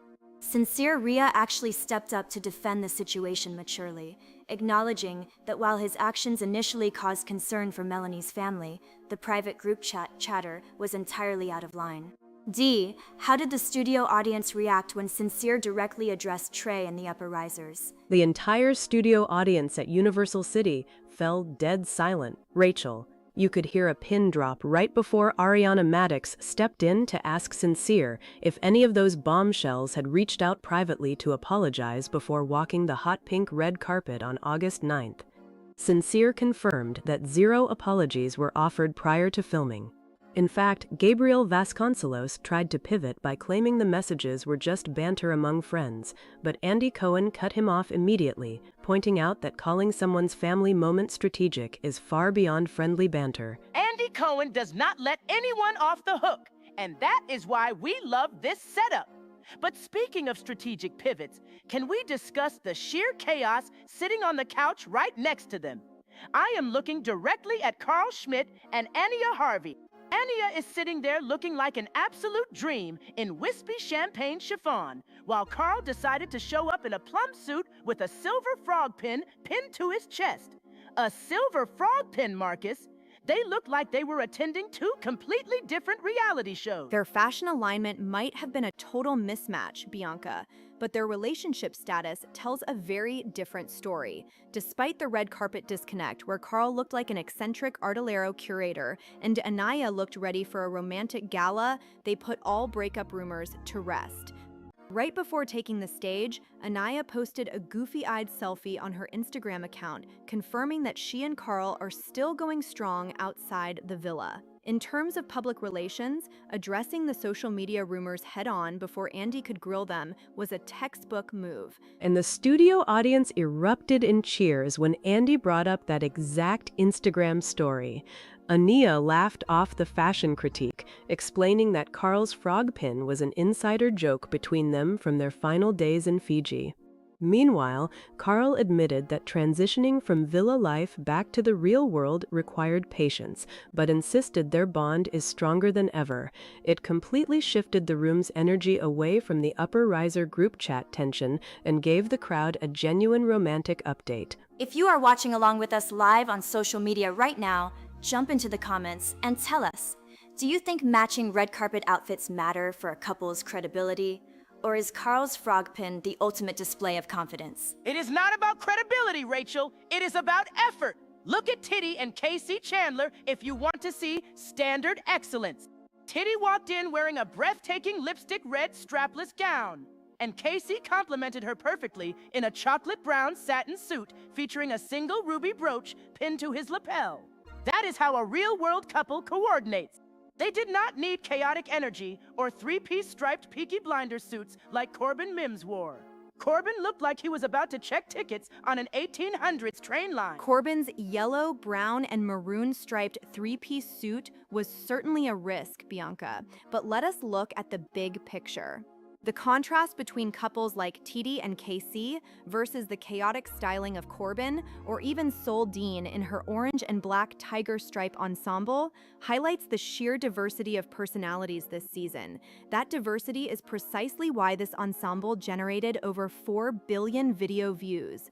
The network knows that keeping these contrasting dynamics alive is essential as they move these islanders directly into production for Season 3 of Beyond the Villa. Speaking of high-stakes moments during the August 10th filming, we have to talk about Kenzie Annis and Melanie Moreno. Kenzie walked onto that set in a cherry red corseted mini dress, clearly styled so she could drop into her signature splits at a moment's notice, and immediately had to face Ariana's questions about her social media activity. Dee, walk us through the exact moment Andy brought up Kenzie unfollowing Melanie on Instagram, just hours before red carpet arrivals. It was easily one of the most tense exchanges of the entire day. Andy asked Kenzie point-blank why she hit the unfollow button on Melanie right before arriving at Universal Studios Hollywood. Kenzie didn't back down. She stated that after watching the episodes back and seeing certain commentary made behind her back in the villa, she felt keeping up appearances on social media was disingenuous. Melanie looked completely stunned, maintaining that any issues between them should have been handled privately rather than turned into headline fodder right before the reunion taping. Kenzie is pure unfiltered reality television. She did not wear a floor-length gown because she knew she needed total mobility for those splits. And she certainly did not come to Los Angeles to fake friendships for Instagram followers. Melanie was hoping for a serene, peaceful reunion in her romantic silver gown, but Kenzie brought the heat. You could tell Kenzie felt validated by the online reaction, especially with fans tracking every single unfollow like it was breaking news. From a brand perspective, unfollowing a fellow finalist right before a major televised event is a calculated risk. While it guarantees immediate media coverage and places Kenzie right at the center right before a major televised event is a calculated risk. While it guarantees immediate media coverage and places Kenzie right at the center of the episode's narrative, it can also complicate long-term brand partnerships that prefer polished, drama-free public personas. On the flip side, Melanie's calm composure during the confrontation preserved her image as the poised, grounded islander, which aligns perfectly with her post-show trajectory alongside sincere Rhea. Let us take a quick temperature check from everyone watching at home on our stream. Drop a line in the chat right now. Are you Team Kenzie for keeping it real, or Team Melanie for keeping the peace? That online debate extends directly into the situation surrounding Kata Bossi and Zach Georgiou as well, Rachel. During the stage segment, Andy and Ariana turned their attention to Kata, who was wearing a glitzy bronze sequined gown. They addressed the massive wave of fan drama stemming from her Kata Dolls broadcast channel. For weeks, followers have been debating whether her exclusive updates were stoking division among the fanbase, and Zach had to jump in to defend how they navigate their online presence as a couple. Kata's broadcast channel has been a digital battlefield. She sits there in all those bronze sequins, trying to act like her broadcast channel is just a cozy corner for her fans. But every time she drops a voice note, the entire fandom goes into a frenzy. Zach sitting beside her trying to play diplomat was hilarious because even he knows that channel causes half the discourse on the internet. You cannot operate a private fan channel, feed into the drama, and then act surprised when Andy Cohen brings receipts to the reunion. Broadcast channels are a double-edged sword for post-Villa reality stars Bianca. On one hand, direct-to-consumer engagement builds an extremely loyal core fan base, the kind of dedicated audience that monetization strategies rely on after the show ends. On the other hand, without professional community management, these channels become echo chambers that can damage an islander's broader appeal. Zach stepping in to contextualize Kata's statements was crucial to protecting their joint commercial viability as a final couple. The contrast between how these couples manage their digital footprints is fascinating, especially when you look at Season 8 winners Trinity Tatum and Bryce Alakai. Trinity showed up in a Bob Mackie-esque crystal fringe gown that looked like it belonged on a pop star at the Grammys, while Bryce stood beside her in a classic black velvet Tom Ford-style blazer. Marcus, How does Trinity quitting her hardware store job to win $50,000 set the baseline for how future winners handle post-Villa stardom? Trinity and Bryce represent the gold standard of modern reality TV strategy, Rachel. Trinity took a massive personal leap of faith by leaving her hardware store employment to enter the Fiji villa, and it paid off exponentially. By pairing her striking makeup artist aesthetic with Bryce's background as a DJ, model, and former construction worker, they established a balanced, highly marketable brand image. Winning the $50,000 grand prize was just the starting line. Their polished presence on the reunion couch proves they are primed for major long-term opportunities, including leading roles in the upcoming third season of Beyond the Villa. They look like royalty, Marcus. Let us be real. Trinity looked like she was about to drop a platinum album right then and there. But what I loved most was how Bryce handled Andy's questions about their living situation. Moving from Las Vegas and Hawaii to navigate a real-world relationship in Los Angeles while managing DJ gigs is no small task. Yet Bryce stayed completely grounded while Trinity shined in all those crystals. That grounded energy was palpable in the room, especially when Andy asked them about the massive growth of the show overall. With 4 billion video views and 30% new viewers joining this season, Trinity and Bryce acknowledged the surreal experience of stepping out of the villa into instant celebrity status. But just as Andy was about to pivot to how the rest of the Final Four felt about Trinity taking the grand prize, Ariana Maddox interjected with a question about an unreleased conversation between Bryce and Corbin Mims during Casa Amor.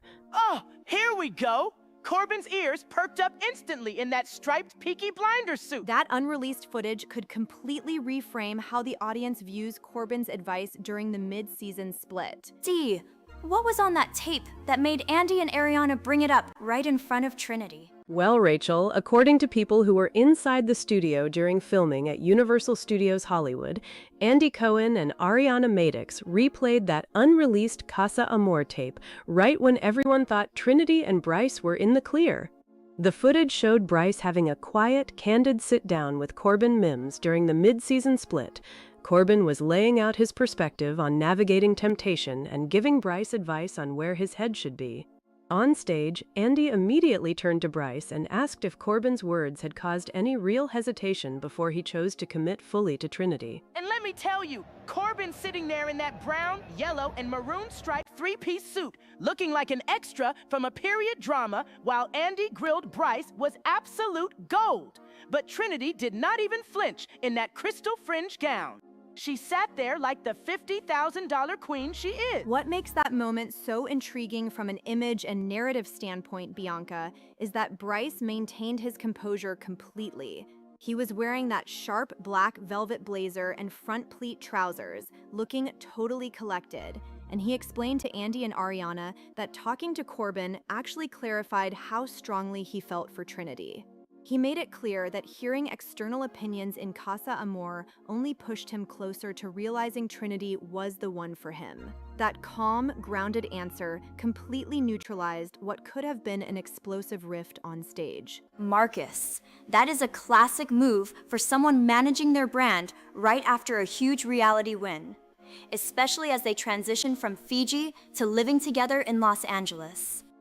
But D, how did Trinity react when Ariana pressed her about whether she had ever heard about that conversation prior to sitting down in front of the live studio audience? Rachel? Trinity admitted that while she and Bryce had discussed almost everything about their time apart during Casa Amor, hearing the exact phrasing on tape live in the studio was definitely surreal, but she emphasized that their trust was already built.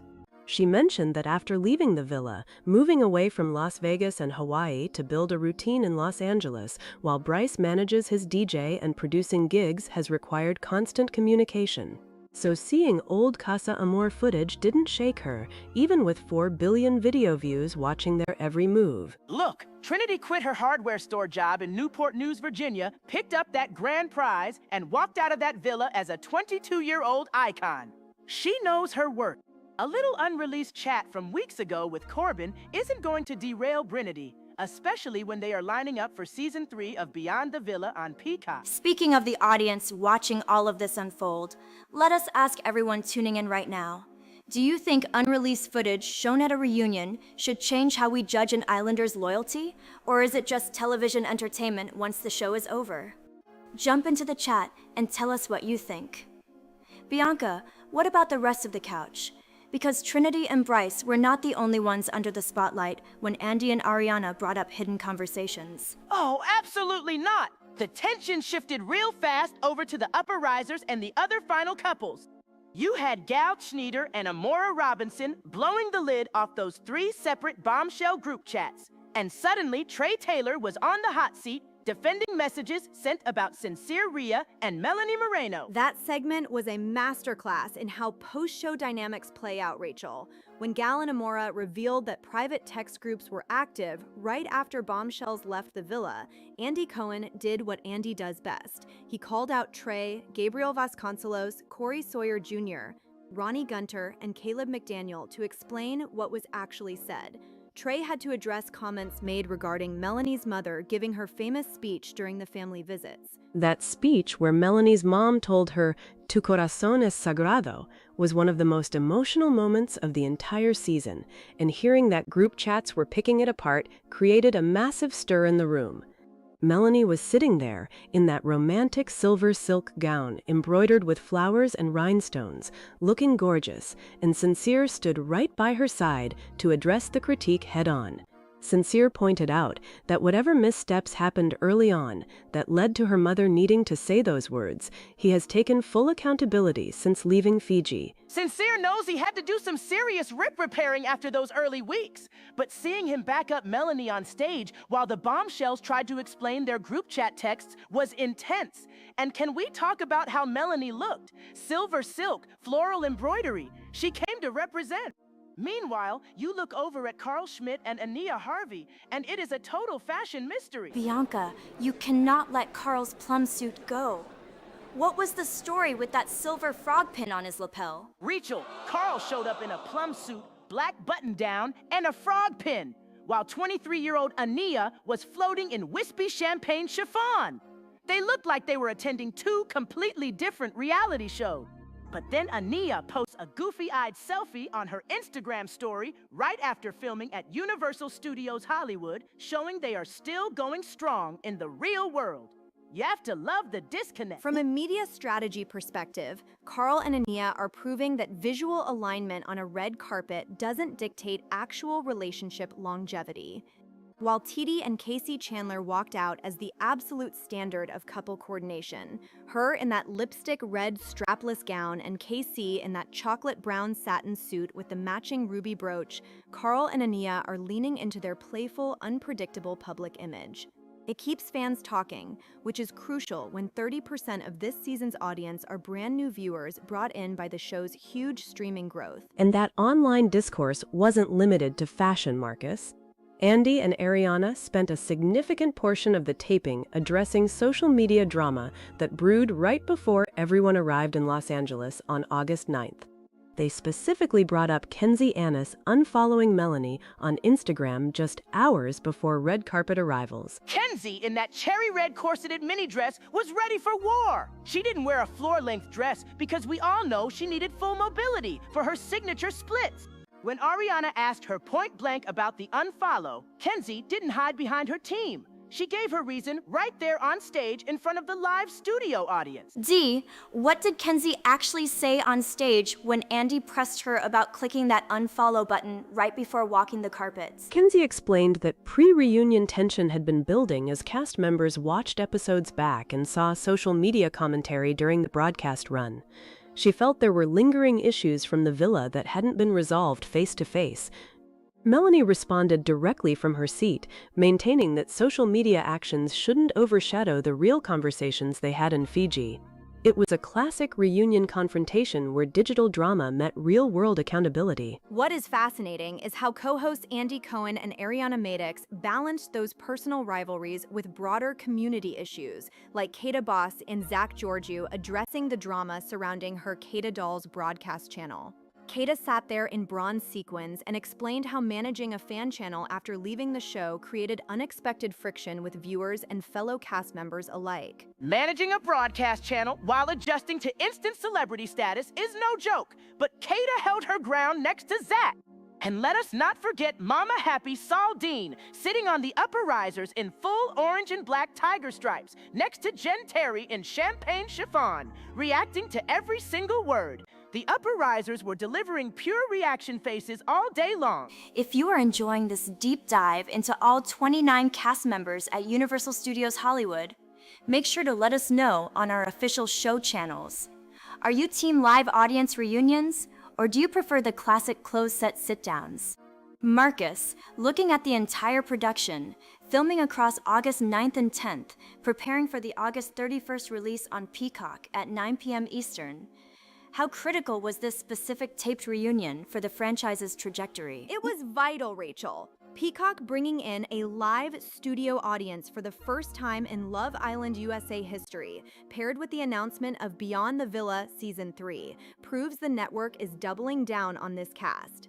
Generating over 4 billion video views requires constant engagement, and using Andy Cohen's interrogation style alongside Ariana Madix gives the franchise a polished, high-stakes feel that turns villa drama into long-term entertainment careers. Exactly, Marcus. And as filming wrapped late Sunday in Los Angeles, the cast left the stage with several unresolved questions still hanging in the air, particularly around how the bombshells will interact when camera crews start rolling for the new season of Beyond the Villa. Oh, you know those group chats are still blowing up right now as we speak. Nobody is staying quiet after Andy and Ariana put those receipts on the big screen in front of hundreds of fans. And that is where things get truly interesting. Because while Trinity and Bryce walked away with $50,000 and a solid plan in Los Angeles, the unreleased footage revealed during this taping shows that Casa Amor secrets always have a way of surfacing when the lights go up. Exactly, Rachel, because when you release unreleased Casa Amor footage right in front of a live studio audience at Universal Studios Hollywood, nobody gets to hide behind a polished Instagram feed.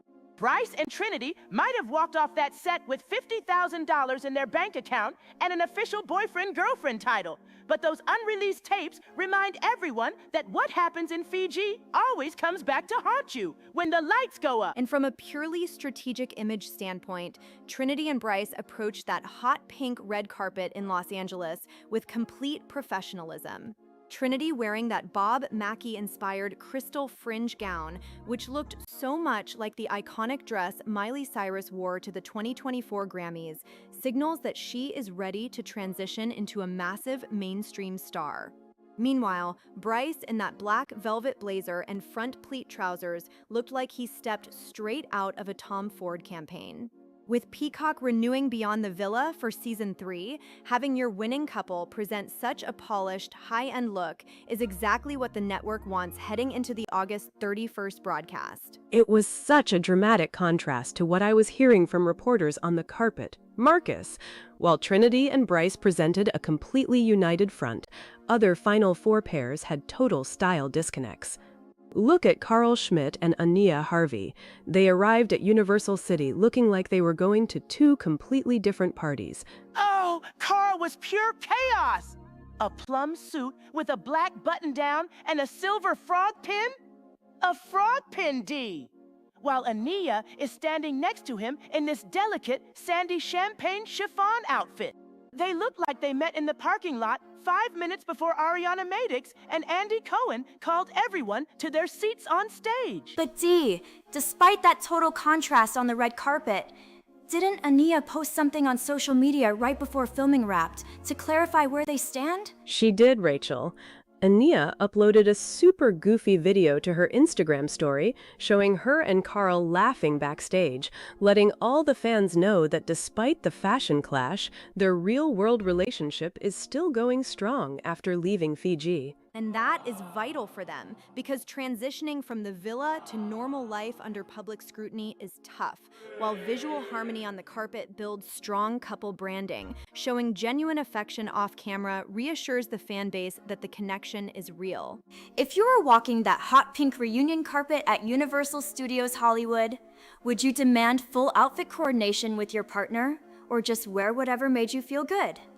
Head over to our live chat right now and tell us what you think. Look, if anyone wants a masterclass in how to coordinate without looking absurd, they need to take notes from Titi and Casey Chandler.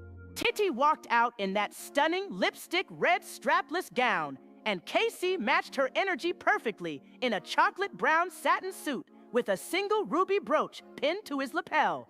That is color harmony done right. They looked like absolute royalty. Hi everyone, my name is Brenda from Ohio, and I have been watching Love Island USA nonstop since June. I honestly think Titi and Casey were the best dressed couple on the carpet, and I hope they get their own wedding special on Peacock soon. Brenda, sweetie, I love the passion, but let them get through the reunion special before we start planning wedding specials in Los Angeles. Though I have to admit, seeing them so coordinated on the carpet makes them look like the most solid couple in the entire cast. Marcus, Brenda brings up a great point about how fans connect with these couples. How much does visual unity actually help cast members long term? It plays a massive role, Rachel. Peacock announced that 30% of the audience this season were brand new viewers, helping drive over 4 billion video views across social platforms. When a couple like Titi and Casey shows up visually synchronized, it validates the emotional investment of those new viewers, directly translating into higher social engagement and brand partnerships as they move into season 3 of Beyond the Villa. But while Titi and Casey were giving us romance and harmony, the atmosphere among the upper riser bombshells was totally frosty. The tension between Kenzie Annis and Melanie Moreno was thick enough to cut with a knife before filming even started. Well, Kenzie made her feelings crystal clear before she even stepped foot on that stage. Unfollowing Melanie on Instagram right before taping is the ultimate pre-reunion shade. And can we talk about Kenzie's cherry red corseted mini dress? She specifically chose that short silhouette because a floor-length gown would have completely ruined her ability to drop into her signature splits on the dance floor. Bianca, you know Kenzie was never going to let a long dress get in the way of her trademark move. If the music drops at the after party, those splits are happening. Absolutely, Rachel. She showed up looking ready to completely destroy a club remix, while Melanie went for total romance in that silver silk gown embroidered with flowers and rhinestones. They were bringing two entirely different worlds to that stage. And Andy Cohen and Ariana Madix did not let that social media unfollow go unaddressed during the sit-down, Bianca. Andy went straight in on why Kenzie hit unfollow, which led right into the massive argument over those private bombshell group chats exposed by Gal Schneider, Amora Robinson, and Trey Taylor. That group chat revelation was really the climax of the stage confrontation, D. When upper riser bombshells like Trey, Gabriel Vasconcelos, Corey Sawyer Jr., Ronnie Gunter, and Caleb McDaniel are in private group chats criticizing villa moments, specifically how sincere Rhea responded to Melanie's mother giving her emotional "Tu corazón es sagrado" speech during family visits. It exposes the deep rift between the OGs and the bombshells who felt they did not get enough airtime. D, how did Melanie and Sincere react when those private text messages were brought up in front of the studio audience? Melanie handled it with incredible grace in that romantic silver silk gown, Rachel. She and Sincere addressed the bombshells directly, telling Andy and Ariana that private chat gossip cannot take away from the genuine moment her family shared in the villa, or how much Sincere has grown since then. Oh, please! You know those guys on the upper risers were sweating in their suits when Andy started reading those receipts out loud. Trey and Corey thought those text messages were going to stay secret. But on reunion day, everything gets dragged into the light. It is a textbook hosting tactic by Andy Cohen and Ariana Madix.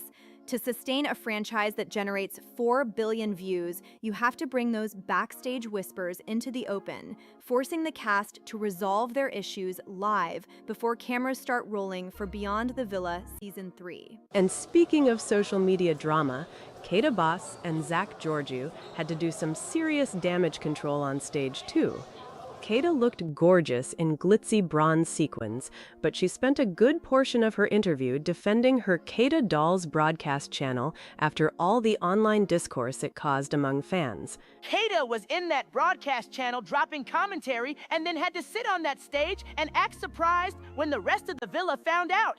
You cannot run a private broadcast channel with thousands of fans and expect the drama not to spill back onto the reunion carpet. Do you think reality stars should be using private broadcast channels to dish on their castmates? Or should all that tea stay on the show? Hop into our live feed right now and let us know where you stand. Economically, broadcast channels are a brilliant tool for building a loyal fan community out of those 30% new viewers. But strategically, as Kata experienced, spilling tea to subscribers creates immediate friction with castmates like Kenzie, Melanie, and Sol Dean when you are all seated on the same stage. Speaking of Sol Dean Marcus, her red carpet look was easily one of the most talked about choices of the night. She wore skin-tight orange and black tiger stripes, completely embracing her mama-happy persona. Sol looked like she was ready to go on safari. Meanwhile, Corbin Mims walked out in a brown, yellow, and maroon-striped three-piece suit that made him look like he was either auditioning for Peaky Blinders or working as an extra on a vintage train. Corbin took a massive style risk with those heavy stripes, Bianca. But in a sea of champagne chiffon dresses like the ones worn by Anya and Jen Terry, he certainly made sure the cameras noticed him. Standing out is essential when you are competing for screen time against 30 other cast members, including Chandler Wilson, Tino Ellis, Che Nera, Parmita Kashani, Keon Harry, Jaden Bachioko, Dylan Rona, Beatrice Hatz, Tierra Davis, and Sean Rifle. In a high-stakes reunion environment, bold fashion ensures that both Andy Cohen and executive producers remember you when assembling the cast for upcoming spin-offs. Absolutely, Marcus. And as the long day of filming wrapped at Universal Studios Hollywood, it was clear that none of the lingering tensions from Fiji had been fully resolved. With the reunion special set to air on Peacock on Monday, August 31st at 9 p.m. Eastern, fans are going to see every single confrontation play out. And you know those group chats are still burning up right now. Nobody is staying quiet after Andy and Ariana put those unreleased Casa Amor clips on the big screen. Which brings us right back to that unreleased footage featuring Bryce and Corbin Mims. Because as the audience gasps proved during the taping, those Casa Amor secrets are going to reopen wounds that Trinity and the rest of the Final Four thought were closed forever. Exactly, Rachel, because you cannot throw unreleased Casa Amor footage onto a giant screen in front of a live studio audience and expect everyone to just sit there smiling. When Andy Cohen and Ariana Madix pressed play on those unseen clips of Bryce and Corbin Mims, you could hear a pin drop inside that studio at Universal Studios Hollywood. Trinity was sitting right there in that stunning crystal fringe gown, expecting a victory lap after winning the $50,000 prize, and instead she had to watch footage from Fiji that never made the original edit. The energy in the studio shifted instantly, Bianca. From what was documented during that full-day shoot on August 10th, Trinity was visibly caught off guard when the unreleased Casa Amor footage rolled. Remember, Bryce and Trinity left the villa as boyfriend and girlfriend, fully locked in after winning Season 8 on July 12th.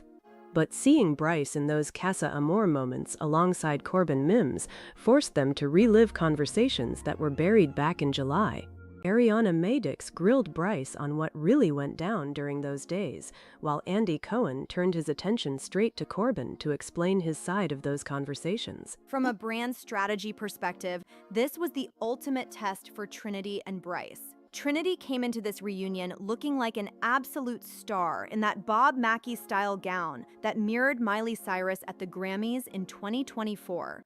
She quit her hardware store job to come on Season 8 at 22 years old, and now she is walking away with $50,000 and a spot on Season 3 of Beyond the Villa.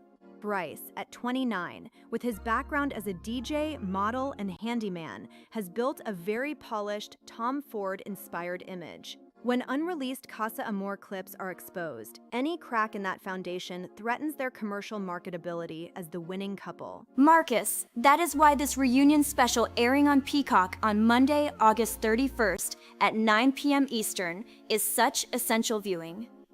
D. Did Bryce actually manage to defend himself on stage, or did Corbin Mims end up fanning the flames? Bryce held his ground and insisted that his loyalty to Trinity was never compromised in Casa Amor, Rachel. But Corbin Mims, standing there in his bold brown, yellow, and maroon-striped three-piece suit, definitely did not back down. Corbin leaned right into the moment when Andy probed about those unseen interactions. He argued that the environment in Casa Amor pushed everyone to explore connections, which created instant friction on the risers. You could see the reactions rippling across the entire cast, especially from the other Final Four couples sitting nearby. Corbin looked like he walked straight off a vintage train set in that three-piece suit, but he certainly knew how to start a fire. And let us be honest, Trinity was not the only one shifting in her seat. Melanie Moreno had to watch all of this unfold while sitting next to Sincere Rhea. Sincere is the reason Melanie's mother had to deliver that famous Tu Corazones Sagrados speech in the villa in the first place. So when secret clips and upper riser group chats start getting read aloud by Gal Chineder, Amora Robinson, and Trey Taylor, Sincere's entire redemption arc gets put right back under the microscope. That speech from Melanie's mother was one of the defining emotional peaks of Season 8, Bianca. Sincere had a very rocky path in the villa, and his handling of Melanie's feelings was one of the major talking points for viewers all summer. At the reunion, wearing her romantic silver silk gown embroidered with flowers, Melanie was forced to balance her current relationship status with the criticisms coming from upper riser bombshells like Trey, Gabriel Vasconcelos, Corey Sawyer Jr., Ronnie Gunter, and Caleb McDaniel. In reality television, once group chats leak into the public sphere, maintaining image control becomes nearly impossible. That is so true, Marcus. And if you are watching at home right now, drop a comment on our show's page and tell us, do you think unreleased footage from Casa Amor should change how we view the final couples? Or should everything that happened in Fiji stay in Fiji? D. What about the other Final Four couples?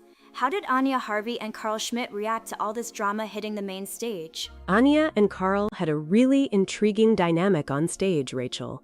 On the red carpet, they had one of the biggest fashion disconnects of the night. Anya was wearing a delicate, wispy champagne chiffon dress, while Carl showed up in a plum suit with a black button-down and a silver frog pin. They did not coordinate at all, which had fans speculating online about where they stood after leaving the villa. However, right before taping wrapped, Anya posted a goofy-eyed picture on her Instagram story, showing that they are still going strong as a couple. But when Andy and Ariana brought up the bombshell group chats and the Casa Amor secrets, Carl was forced to address whether he had been talking to other islanders behind the scenes. A silver frog pin on a plum suit, D! I still cannot get over that fashion choice. Carl looked like he was dressed for a totally different event than Ananya. But at least they are still together, unlike the dynamic between Kenzie Annis and Melanie. Kenzie arrived at Universal Studios Hollywood in that cherry red corseted mini dress, completely ready to do her signature splits on the dance floor. But the real show started when everyone realized Kenzie had unfollowed Melanie on Instagram right before filming started. The social media unfollow is the modern reality television battleground, Bianca. When Kenzie unfollowed Melanie right before the red carpet arrivals on August 9th, it set a hostile tone before a single camera even rolled inside the studio. Kenzie has built a huge following around her energetic personality and physical performance, but unfollowing a finalist right before the reunion forces host interrogation. Andy Cohen never lets a pre-reunion social media unfollow slip by without demanding a direct explanation on stage. And Andy definitely did not let it slip, Marcus. D, take us onto the stage for that moment. How did Melanie react when Ariana Madix and Andy Cohen called out Kenzie's unfollow in front of the live studio audience? It was pure tension, Rachel. Kenzie claimed on stage that her decision to unfollow Melanie was tied to comments made after returning from Fiji, as well as lingering feelings over villa alliances. Melanie, sitting in her silver silk dress, expressed genuine disappointment, saying she thought their bond in Fiji was real. The live studio audience, which is a first for Love Island USA reunion history, gasped loud enough to drown out the hosts for a second. Andy asked if there was any chance of reconciliation, but neither Kenzie nor Melanie seemed ready to back down. Nobody goes to a reunion to apologize in a cherry red corset, Rachel. Kenzie came to make a statement, and she made it. Meanwhile, Kata Bossi and Zach Georgie were over on their side of the stage dealing with their own firestorm. Kata was shining in bronze sequins, but she spent half her airtime defending her broadcast channel, the Kata Dolls, after fan drama erupted online during the off-season. Managing a fan broadcast channel like the Kata Dolls is a double-edged sword for reality personalities, Bianca. On one hand, Season 8 pulled in massive numbers. Peacock reported 30% new viewers and over 4 billion video views across social platforms. That level of reach allows Islanders like Kata and Zach to monetize their fan base directly. On the other hand, when fan channels start spreading villa gossip or picking sides in cast feuds, it creates friction with fellow contestants like Sol Dean, Jen Terry, or Tierra Davis. That digital footprint follows them everywhere now, Marcus. D, speaking of cast friction, how did the rest of the 30 cast members on those upper risers react while Kata was defending her broadcast channel? The upper risers were completely divided, Rachel.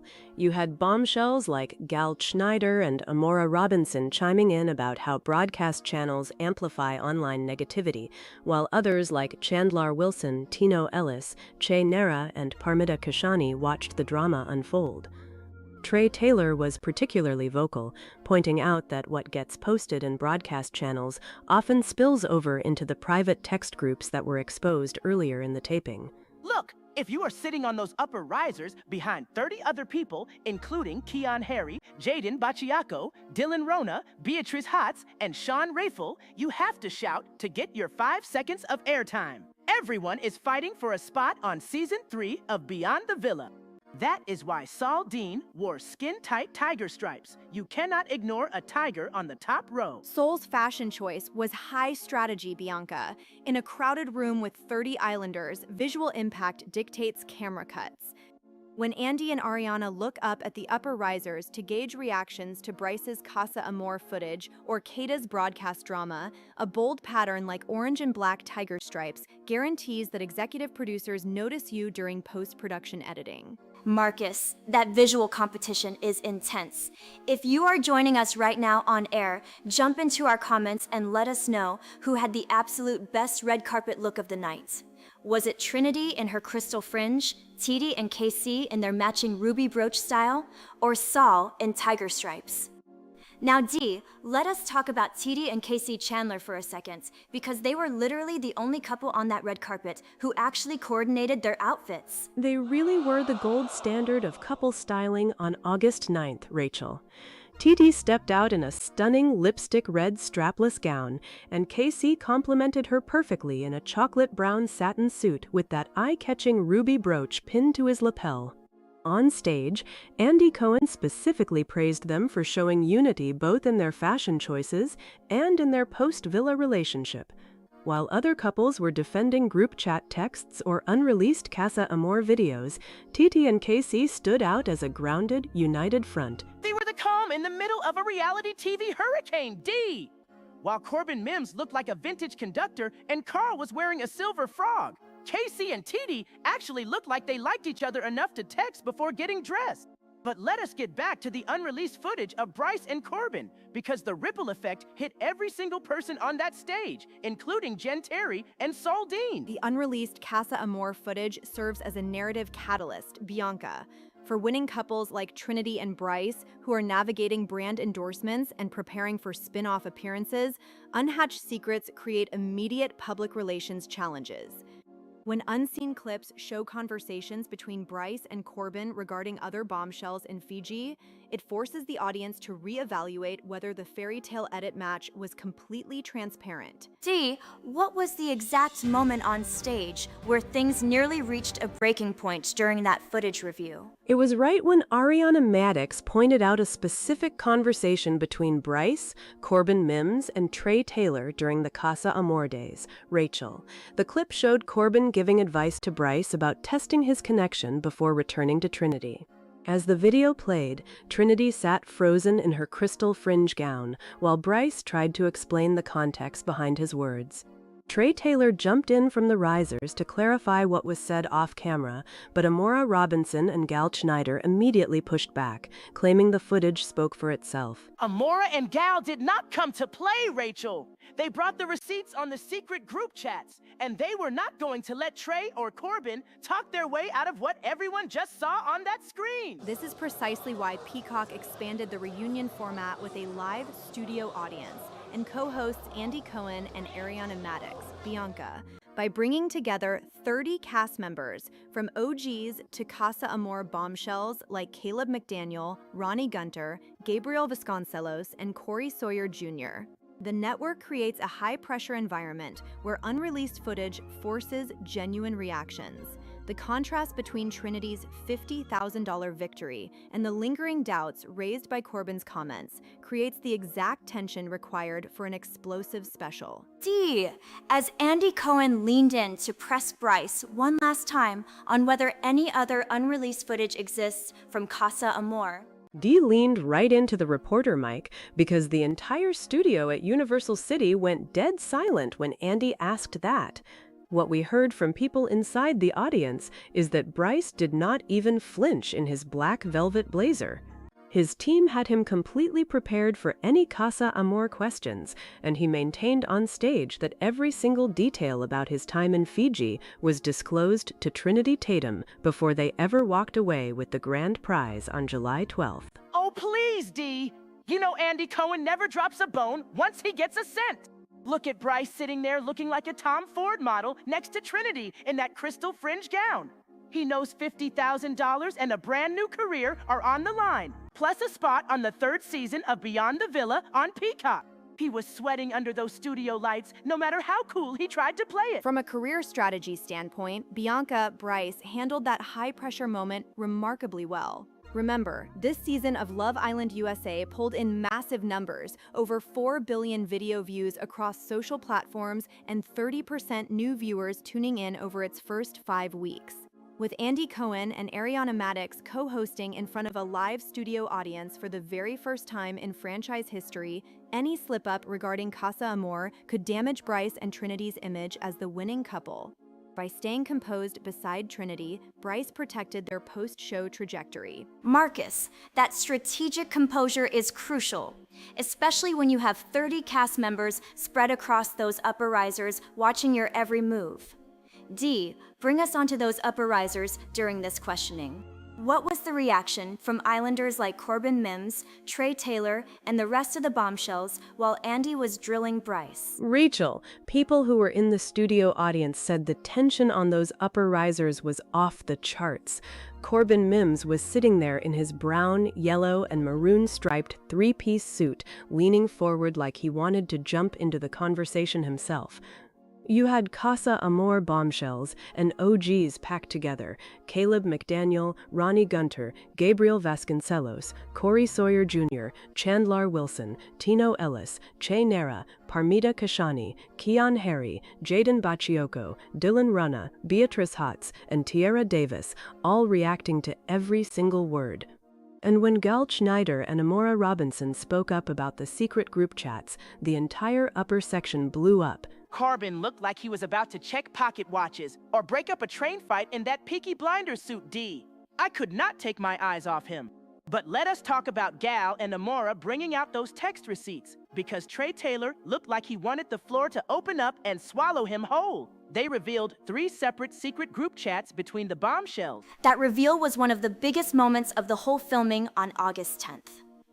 D, how did Trey Taylor attempt to explain those group chat messages regarding Melanie Moreno and her family visit? Trey tried to downplay it on stage, Rachel. He claimed the messages were just banter between friends after leaving the villa, but Andy Cohen did not let him off the hook easily.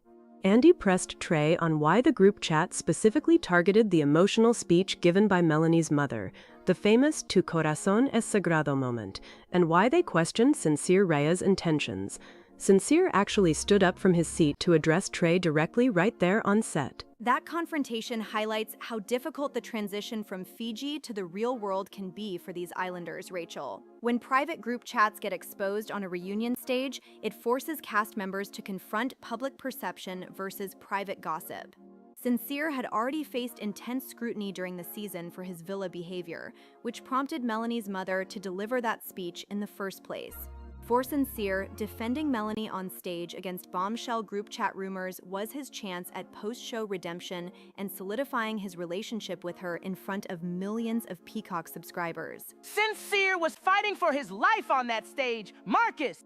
And look at Melanie sitting next to him looking like an absolute dream in that romantic silver silk gown with flower embroidery and rhinestones. She looked like she stepped out of a fairy tale while everyone else was throwing mud in text messages. The fashion contrast on that stage really did tell the whole story of the season, didn't it? Dee, give us the scoop on Kenzie Annis and her pre-reunion drama with Melanie. When Ariana Maddox brought up the fact that Kenzie unfollowed Melanie on Instagram right before they arrived at Universal Studios Hollywood on August 9th, how did that go down? It was pure television gold, Rachel. Kenzie was wearing that cherry red corseted mini dress, which she clearly chose so she could do her signature splits without any long fabric getting in the way, and she owned the unfollow completely.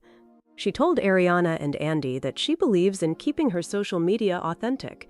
She said if she does not feel a deep personal bond outside the villa, she does not see the point in holding on to a follow just to keep up appearances for fans online. Kenzie came in that red mini dress, ready to execute splits and drop truth bombs. No fake smiles, no polite Instagram follows. How many of you at home have unfollowed a coworker or a friend right before showing up to the same room? Send us a message on our show page right now because I know half of you are guilty of it. That is one invitation to the audience, Bianca, and I am sure our chat is already exploding. But let us talk about the couple dynamic between Ania Harvey and Carl Schmidt, because their red carpet fashion on August 9th had fans arguing all weekend. Marcus, what did you make of Carl showing up in a plum suit with a silver frog pin while Ania wore a